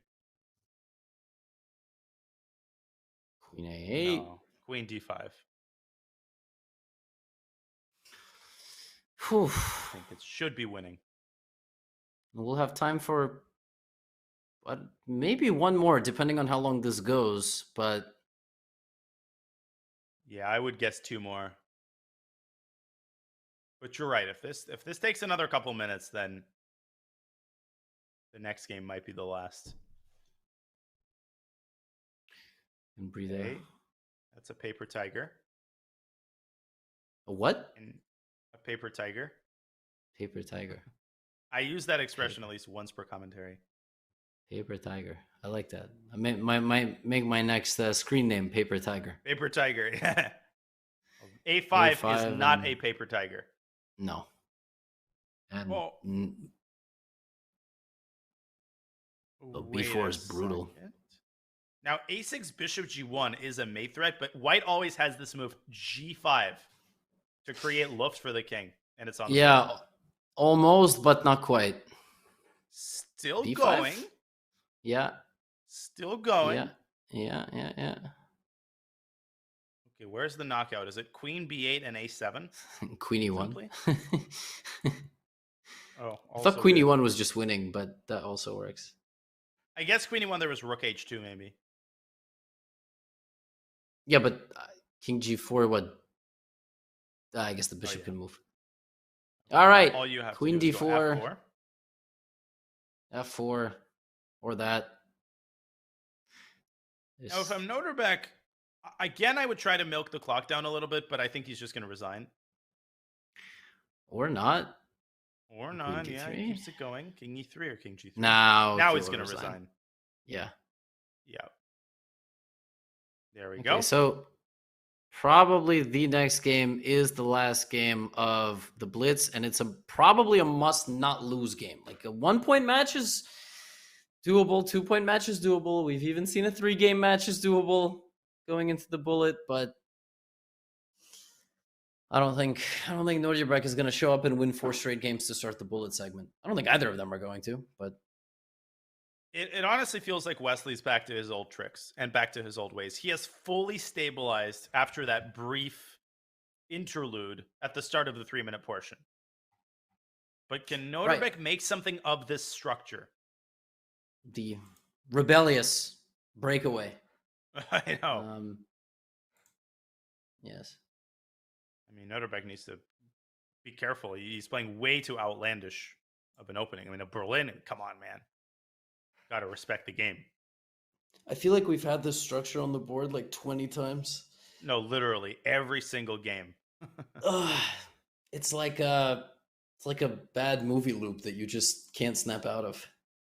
Exactly. Are the chances down to 12% again? Like how much did Nozierbeck lose for losing that game? It's got to be higher than that. I would probably guess about 15 to 20%, but we'll get Smarter Chess to update his predictions. There we go. It's still at 28%. It's still at 28%, which is pretty generous. It's not bad. And speaking of generous, F5, I think, is Wesley's idea here on tap. And then King's Indian style, drive the pawn down to F4 and start attacking. What do you think about that? I really like how that looks. Wow. Like White has to actively figure out a way to prepare against that. Knight D2, man, I don't know how they don't get lost in like all of these different move orders and ideas. I mean, I know that might sound naive, but there are just so many overlapping different plans. All right, castles. He doesn't go F5 after all. Yeah, he's kind of, I think he overcooked it though. I saw no reason to delay F5. Now you're giving White a chance to complete his development. Guess what? E5 is now hanging. And before you know it, White might be the one to go F4, but not immediately because of B5 dislodging one of the knights from the other one. Yeah, that's very funny. Wow. The knight on C4 has to go. F4. Yeah, Queen E1, exactly. I'm getting a deja vu of one of those first games that we saw where the pawn on A5 and A4 were both very weak after Black played B5. I remember those good old days. Yeah, when Nodjebek played G4. That was cool. Yeah, all his troubles felt so far away. Bishop B4? The way this is trending, we will get one more Blitz game. Oh, I think so. Yeah. 6 minutes to go, and the position is opening up. Yeah, knight back to B2. D2, sorry. And we have... Guys, this is position complicated. Yeah, it might still go on G3, F4. That's got to be the idea, right? No, okay, Bishop C3. I don't understand. A lot of poking and prodding going on here. Just kind of provoking weaknesses, dropping things back. Draw? Nope. No draw. I thought maybe repetition, but okay. But this doesn't seem too impressive for White, even after F4. This is crazy. You just gave him the whole A file. You gave him the A file, and Black could also bring the pawn up to C5 if he wants to cover some of these dark squares and maybe use them as infiltration squares. This seems wild from Nodjebek to play like this, but... Yeah, I think repeating was definitely more wise. Oh, God. Knight F3, bishop takes B3. Yeah, hello. Yeah, I was going to say just play H3, but like you're going to run out of moves like H3 soon. Yeah, you're going to run out of moves a lot faster than Black. Black has a bunch of these helpful moves. D4 is a trick here. He's trying to go D4. Oh, Knight F5 check. Yes. So Wesley, can he still play D4? You absolutely could play D4. I think that's a great call. And then White will be threatening E5. And before you know it, Black's king could get caught in the whirlwind. If you allow Black to play C5, I'm not sure your position's any good at all. So you might have to play D4. Agree completely. Maybe Knight B1, I thought briefly. But then after Queen E5, you're not going to get D4 in. There it is on the board. Good call. We await for the blessing of the machine. I feel like that's just how we play chess now. We're like, I have an idea.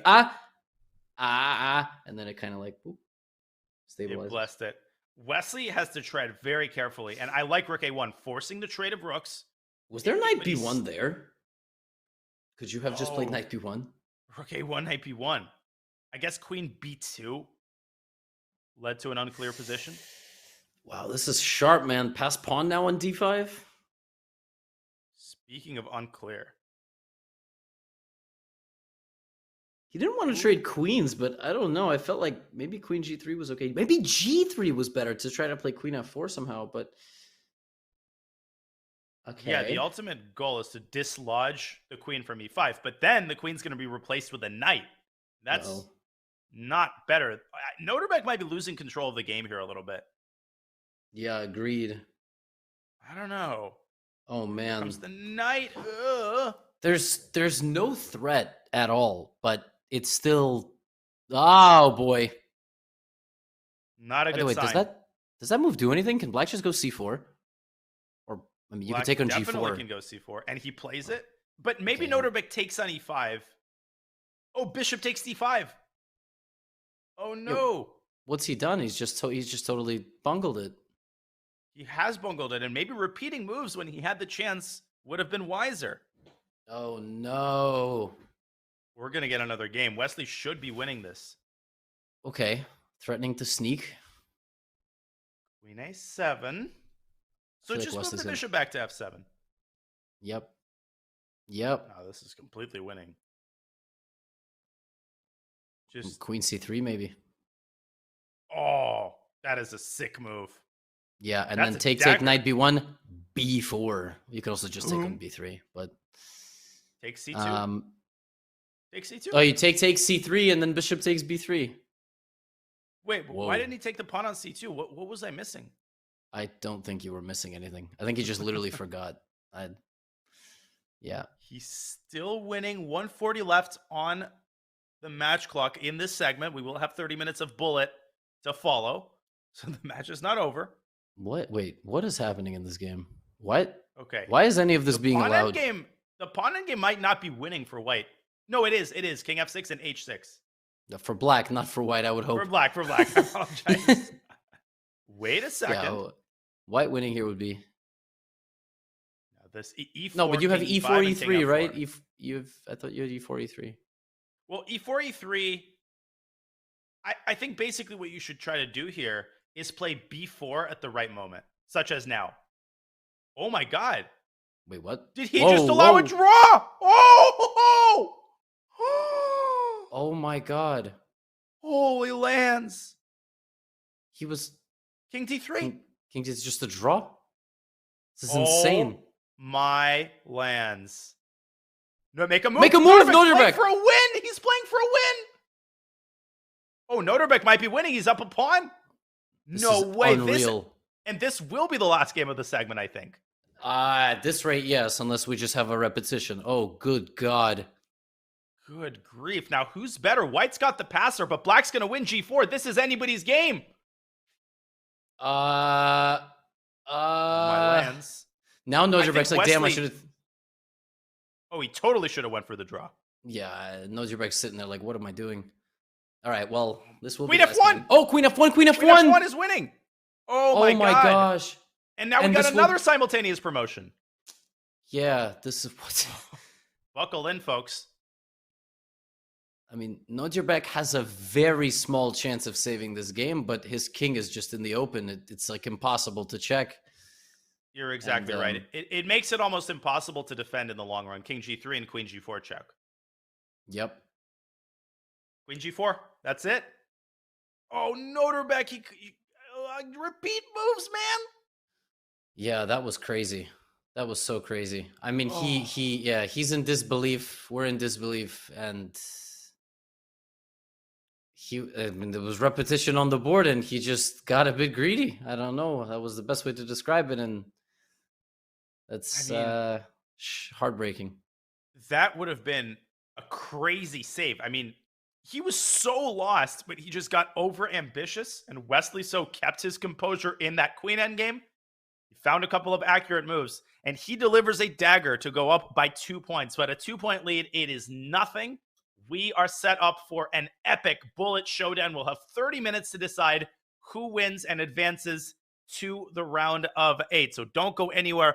Before we go on a short break, we wanted to remind you to get ready for the December 2022 State of Chess.com, coming to you live on December 21st. We have some huge news for the chess community, and the event will be followed by a community Q&A. Plus, some very special guests will be joining the show to talk about the exciting announcement and what it means for the future of chess and the chess community. Do not miss this show, December 21st, 10 a.m. PST, 1 p.m. EST, right here on twitch.tv/chess. Well, don't miss the conclusion of this first of our SCC doubleheader. We'll be back with the decisive bullet segment between Wesley So and Noderbeck Abdusattorov on the other side of this break.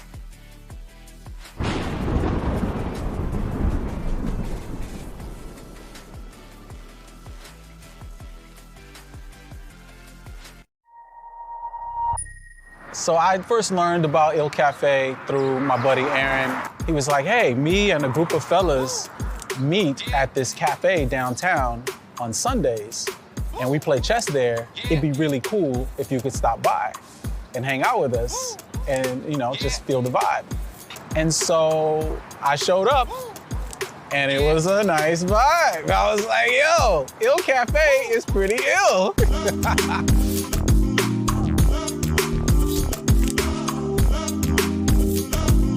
Here, man. Good to see you, bro.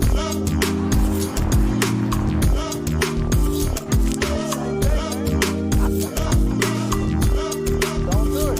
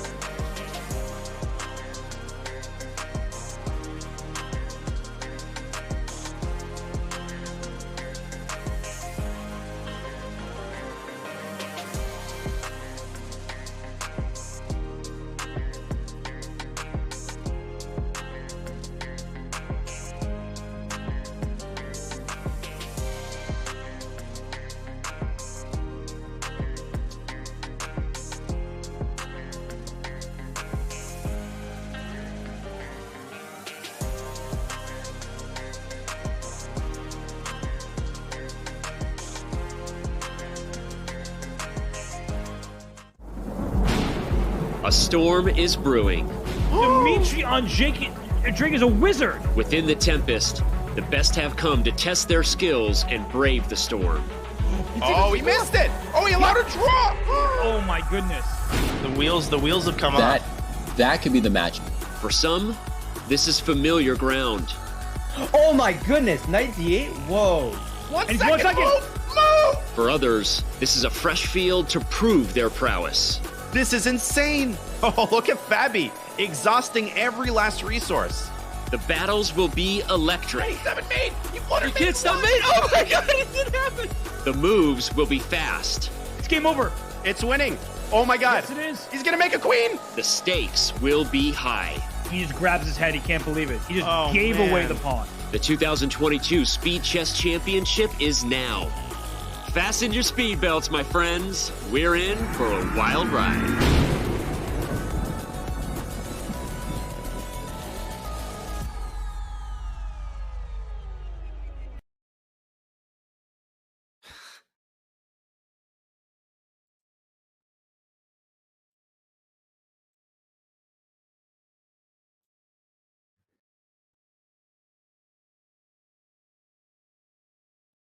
I apologize for that.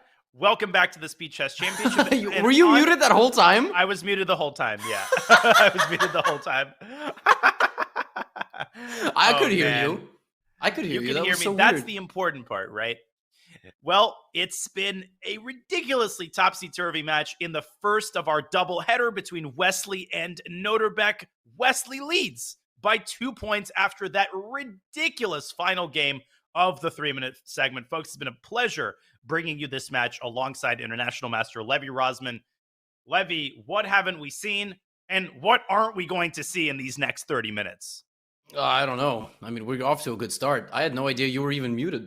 I was just sitting here listening to your fantastic show open, and then I realized you apologized and had to restart. It was so smooth. It was very good. Chat missed the show opening of a lifetime. Yeah, listen, Smarter Chess had this match at 12-6 at this point.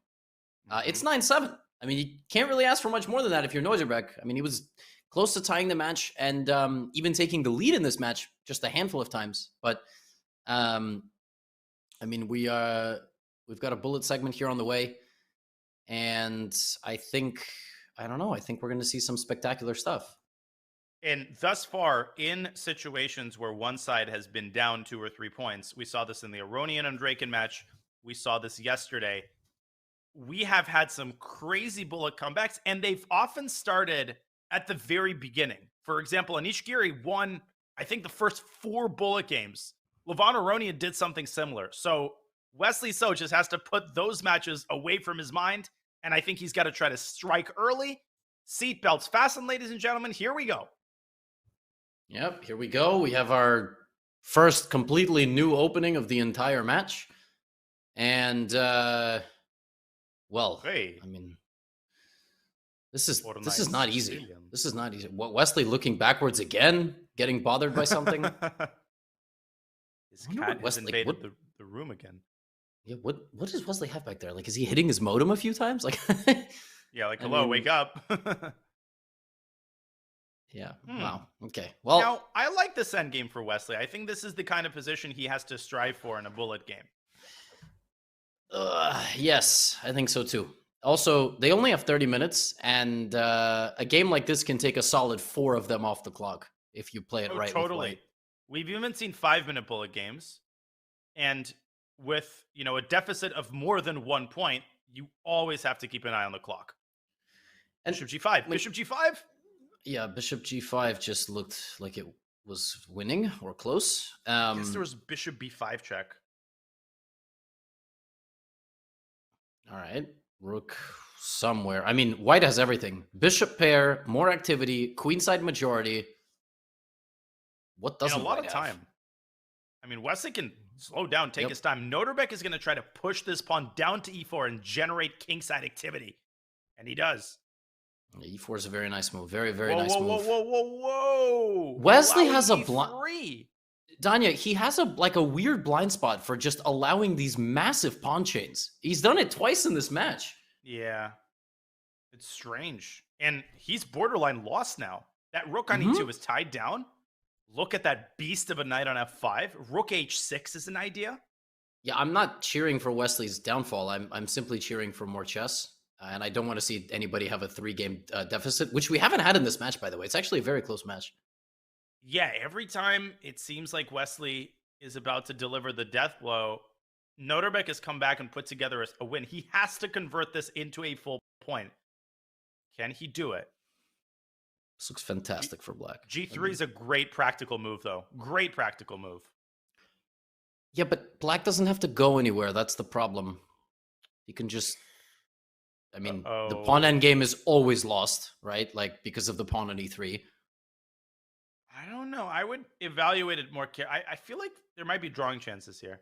Wow. They just both go directly into it. I mean, how is this not hopeless? It's got to be hopeless. It is. A4. Black's going to go... Well, it's actually not that simple. Black plays A4, and then Levy at the end, Black can actually give away the E-pawn for the C-pawn and then shoulder White's king out of the gate. He's going to win the first game. Here we go with this again.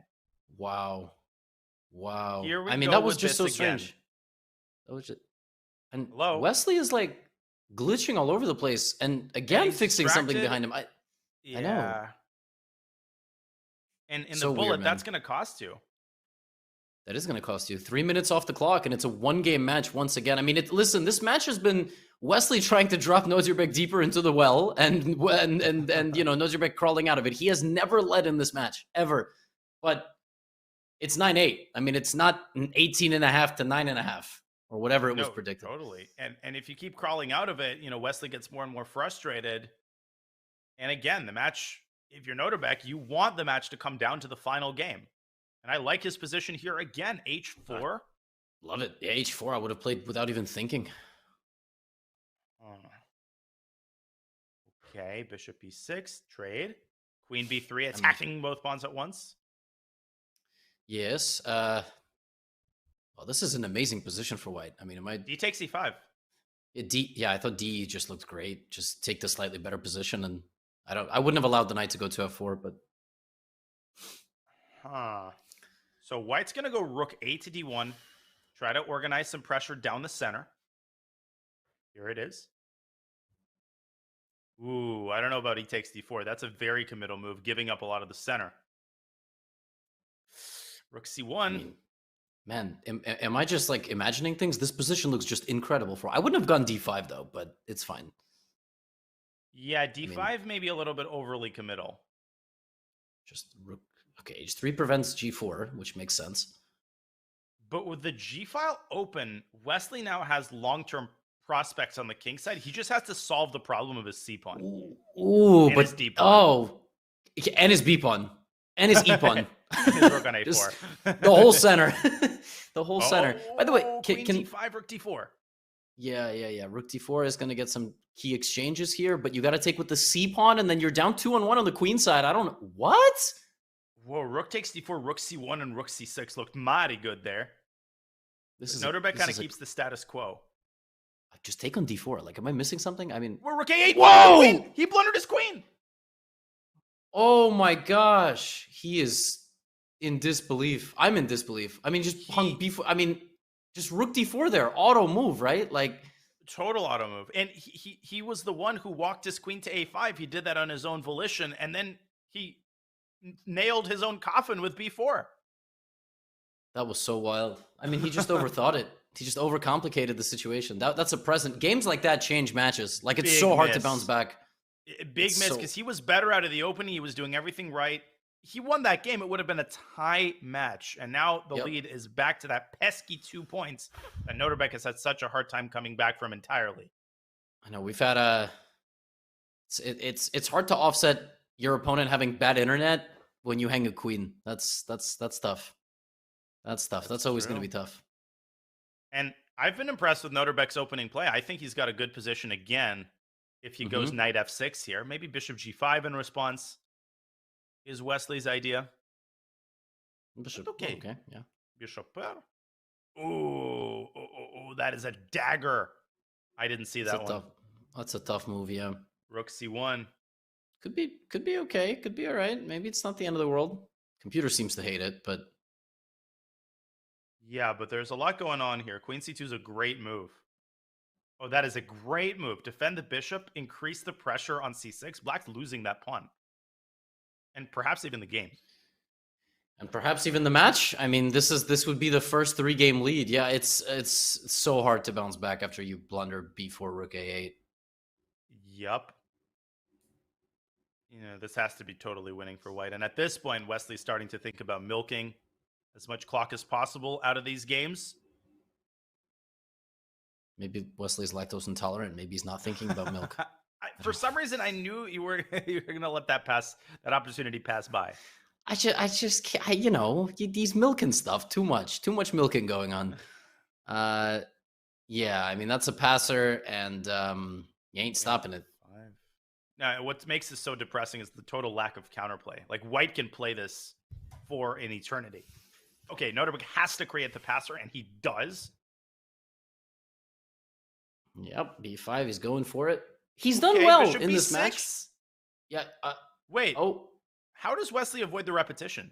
I don't think... A takes B5. Yeah, A, B, A, B, A, B, A, B, A, B, A, B, A, B. But he doesn't. He allows the draw. Oh, lands. Am I crazy for thinking that's not a good decision? Like that I don't position think it is.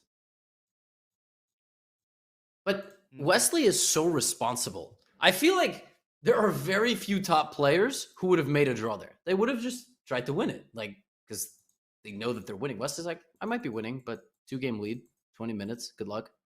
It's a reasonable decision. This is a pivotal game. Noterbeck has the white pieces. I think in bullet, the choice for Wesley to go for this Petrov line is pretty questionable. This is such an easy position to play for white, but Wesley just knows all of the ideas here.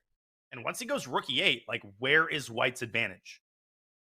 I don't know where white's advantage is. It's a great question. They're back to this line. New Jersey.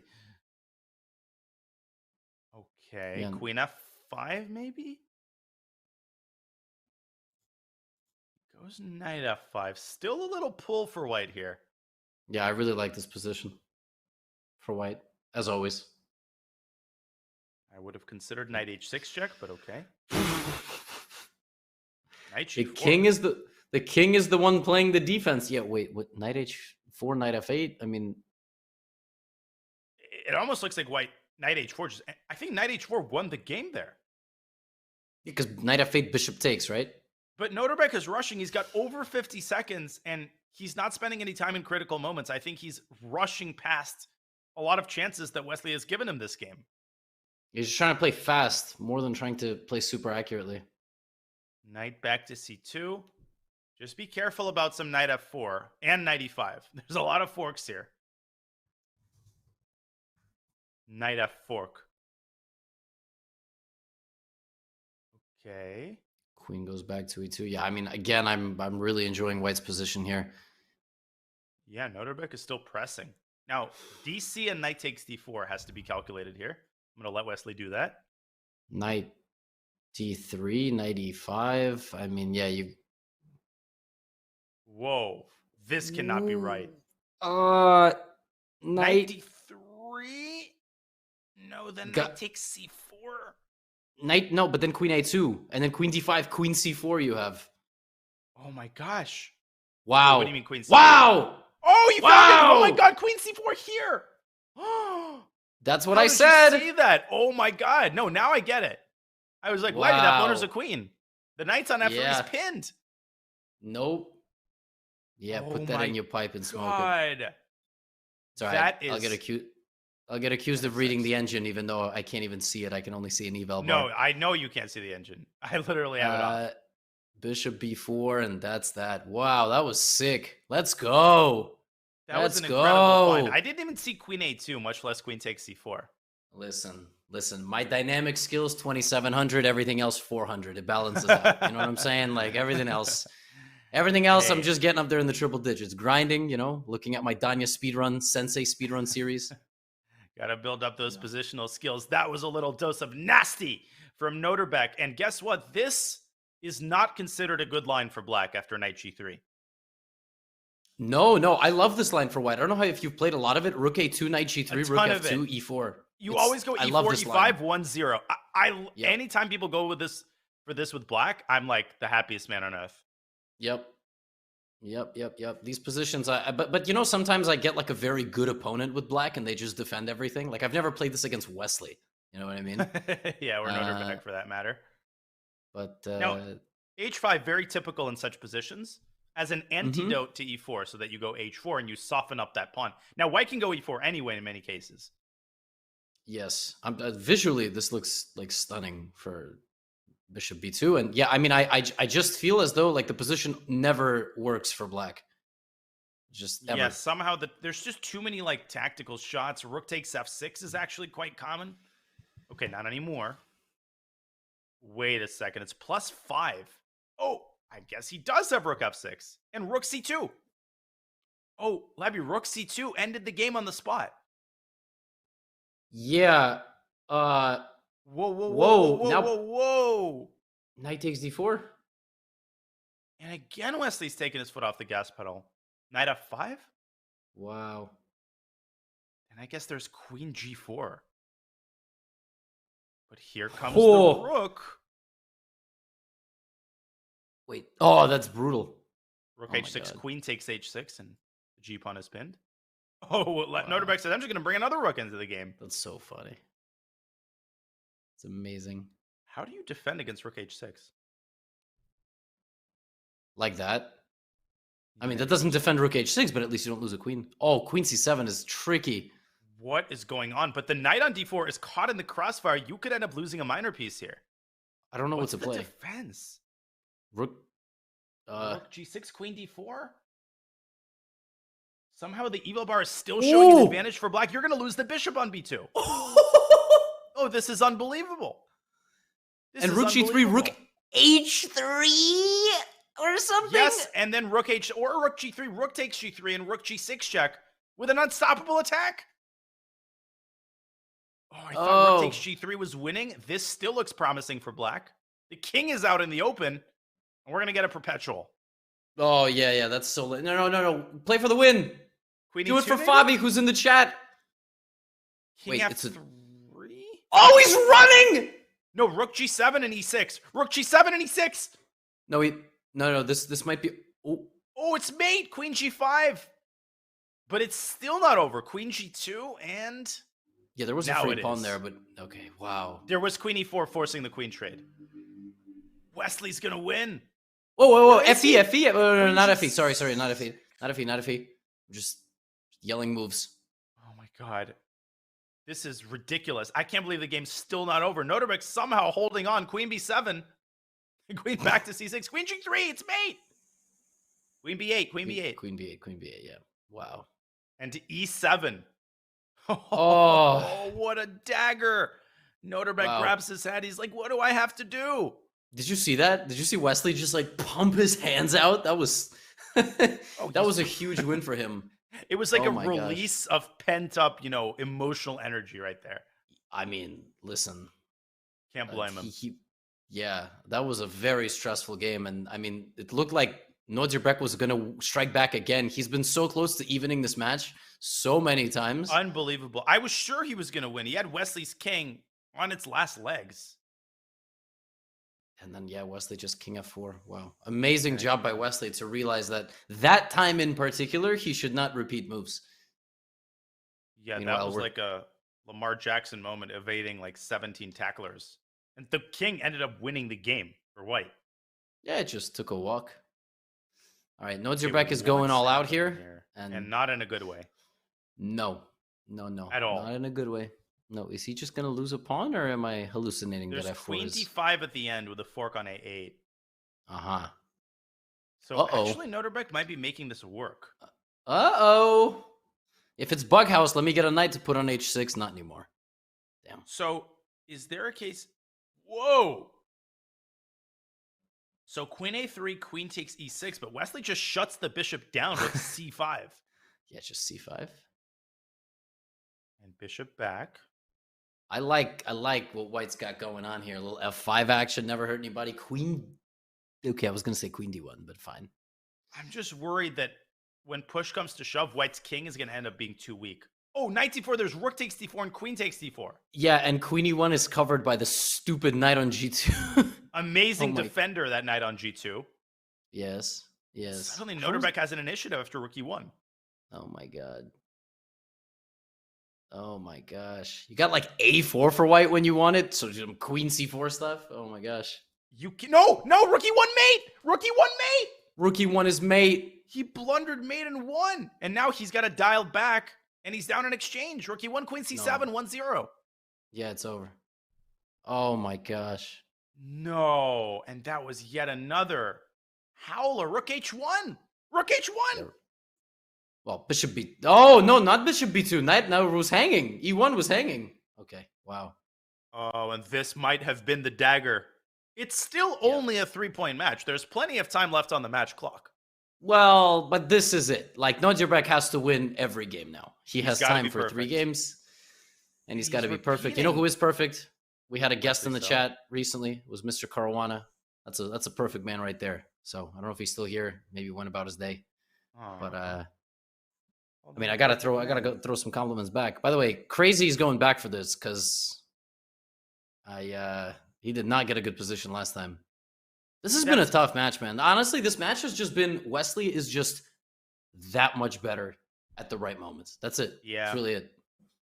And honestly, Wesley would be the first to admit that. I mean, his form was topsy-turvy. He had some incredibly impressive games. And by the way, we know the match isn't over, but broadly speaking, as I mentioned in the Carlsen match, it's not about how good you are when you're in good form. It's whether you can beat really serious players when you're in mediocre form. That's Correct. the real determinant of greatness, I think, at this level in this format. Why is Noterbeck repeating this line? I mean, this is flat out terrible for Black. He's sort of been frozen a few times. I feel like just out of, and I listen. I've been there. I'm not gonna compare my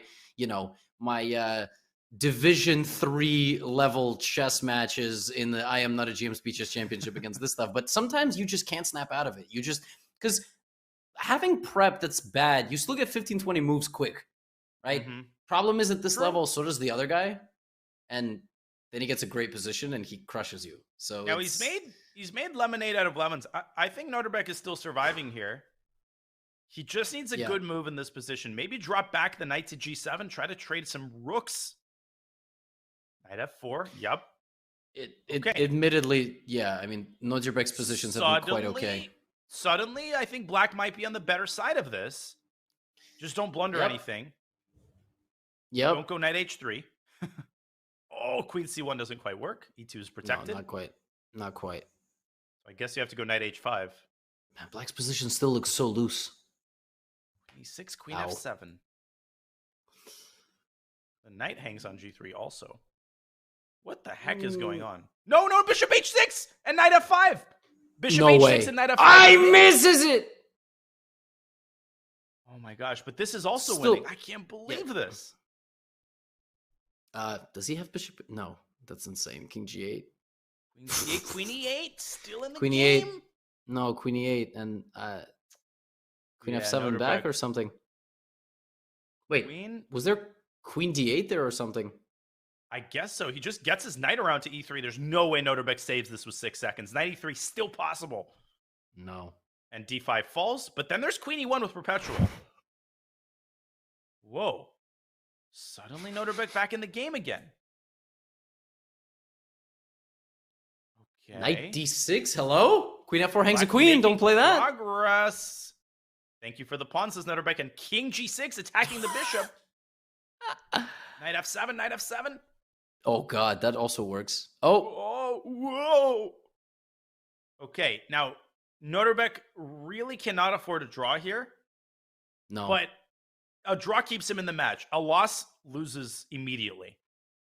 I mean, with a 4-point lead, that'll be an f4. No. Yeah, f4 looked Knight good was there, hanging. but... Black now? Knight f3 check? Knight f3 check was possible. h4? Whoa. Okay, the knight circling around to f4. Knight e6? And, don't knight h5, knight h5. Knight h5. It's over. But you can't make blunders like this and hope to beat Wesley. Yeah. Yeah, that's it. I mean, these are howlers. That's... Oh my god. That does it. That seals it.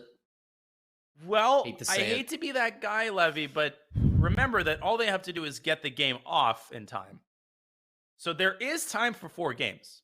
Correct. You're right. I'm being a very bad host. As a host, I'm supposed to, the match could be 21-0 and I can say, well, there's a chance that, but.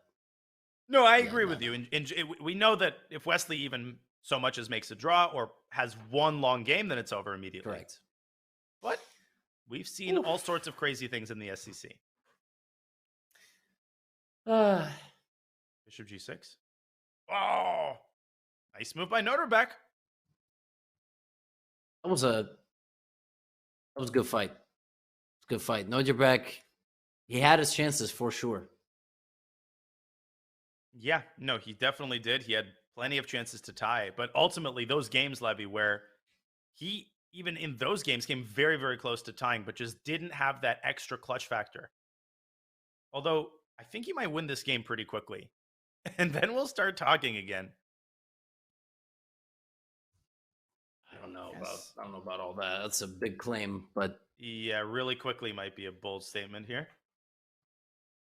Rook takes g6, knight takes h4, and this is g4. No, white is winning. White is definitely winning.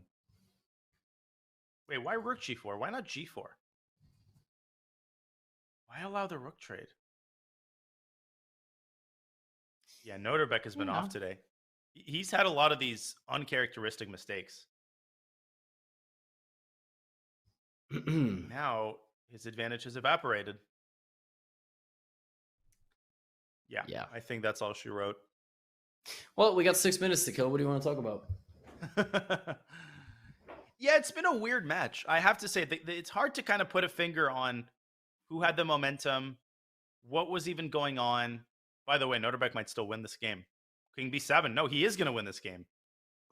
I still think we should keep talking about the match. 6 minutes left in the match clock?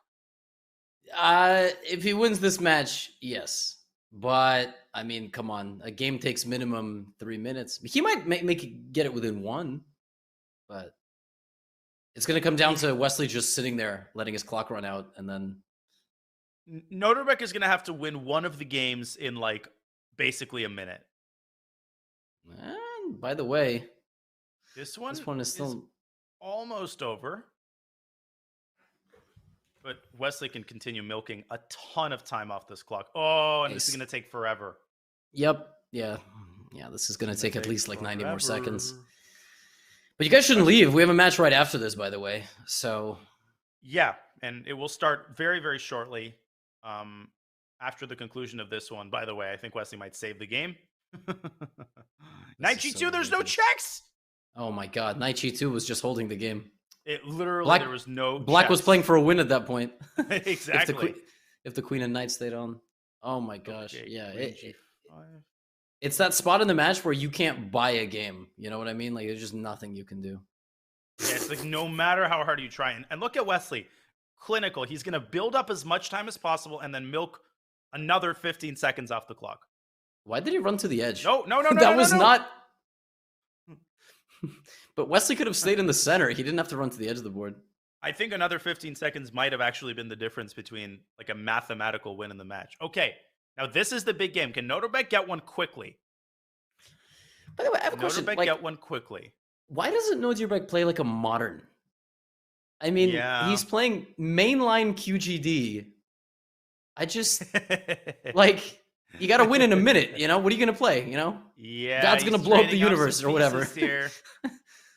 Man. Yeah, it's tough. It's tough. But this was much closer than we thought, but it's tough. Yeah, Noterbeck hasn't had a single game where he led the match. He tied it up multiple times, but unfortunately, pressure of Wesley just... Listen, he had some very impressive moments. I'm still impressed by the way he handled the start of the match because we thought, again, 2-0, we thought Wesley was going to blow him out of the water. Noterbeck kind of kept his composure, had that really impressive positional game with the King March. By the way, Knight D3. And Wesley has to be really careful here. That is a cool move, yeah. And Noterbeck, once again, kind of in charge in this game. But it's late. I almost said Knight F5, just hanging Queen C5. That would have been pretty cool. Wait a second.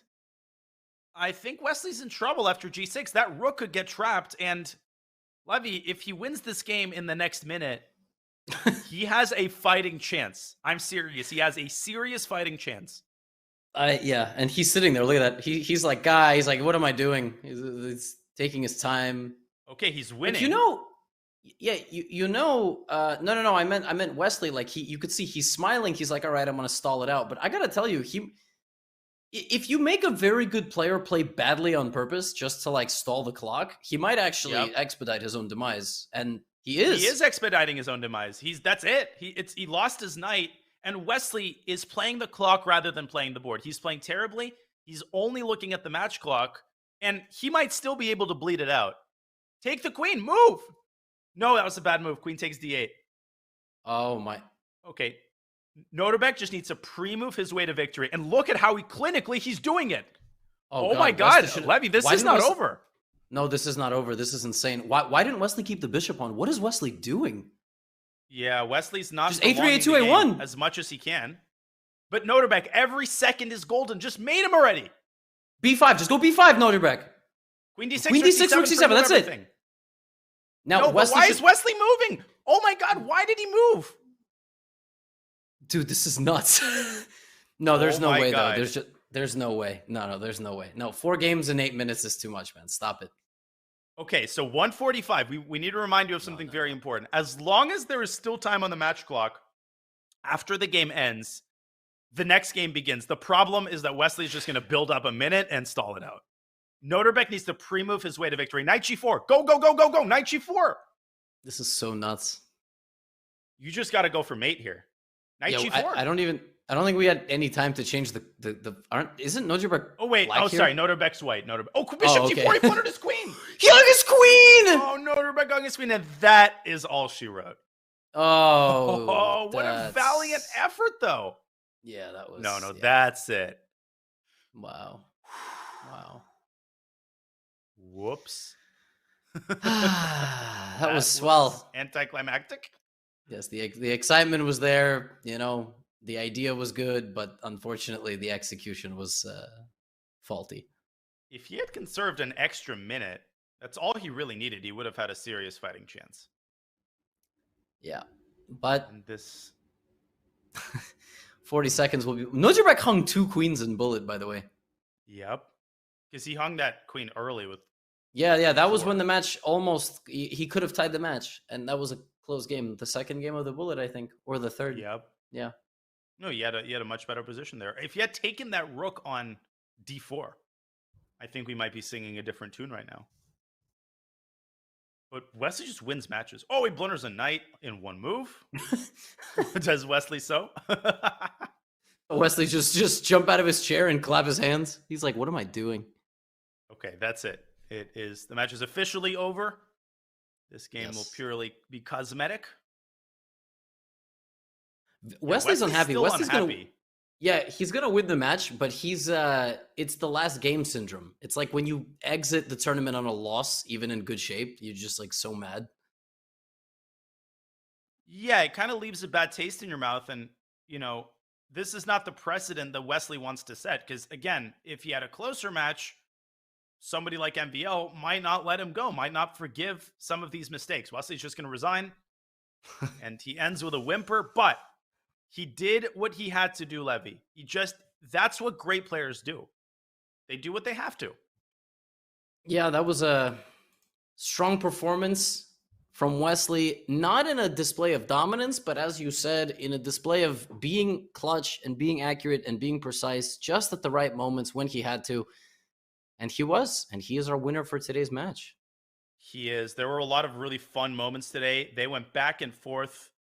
A lot of momentum on both sides. Noterbeck had his chances. He came back several times in the match, but ultimately our final score, ladies and gentlemen, in this first match of our doubleheader is 14.5 to 12.5. Wesley So makes his way to the round of 8. We can take one quick look at the bracket before I'm going to sign it off and hand it over to our other set of hosts for our second match between Hikaru and Paravian. But we should point out that Wesley So advances to face some guy named MVL Levy, not the worst player in the world. Not the easiest match in the world. Definitely not. He was here earlier scouting the competition. Wesley does move on to face him. On the other side of the bracket, we got a World Championship rematch. What an insane tournament. I mean, everybody here is just so good. Fabiano putting up a huge win against Eric Geisy. Mm-hmm. So really, really impressive work from everybody making it from the round of 16 to the round of 8. And Wesley's gonna have to snap out of it though. I think Wesley can't do what he did today against MVL. It ain't gonna go well. It's not, and given MVL's performance against Jan, Wesley will have to bring his A game. But right now, David Paravian is going to have to bring his A game. Ladies and gentlemen, in 15 minutes, the second match of the doubleheader will be beginning. Hikaru Nakamura will finally make his SCC debut against the qualifier, David Paravian, a very strong grandmaster who is no walkover. So on that note, without further ado, folks, we will take a short break. Levy, always a pleasure covering these matches with you. It was early, but it was super, super fun. So thank you, everybody, for joining bright and early. Levy and our entire commentary team at chess.com, thank you for another flawless broadcast. And on that note, we will take a short break, and then James Canty and Grandmaster Jeffrey Zhang will pick it right back up with you to call the Hikaru Paravian match. Bye for now, and see you in just a couple.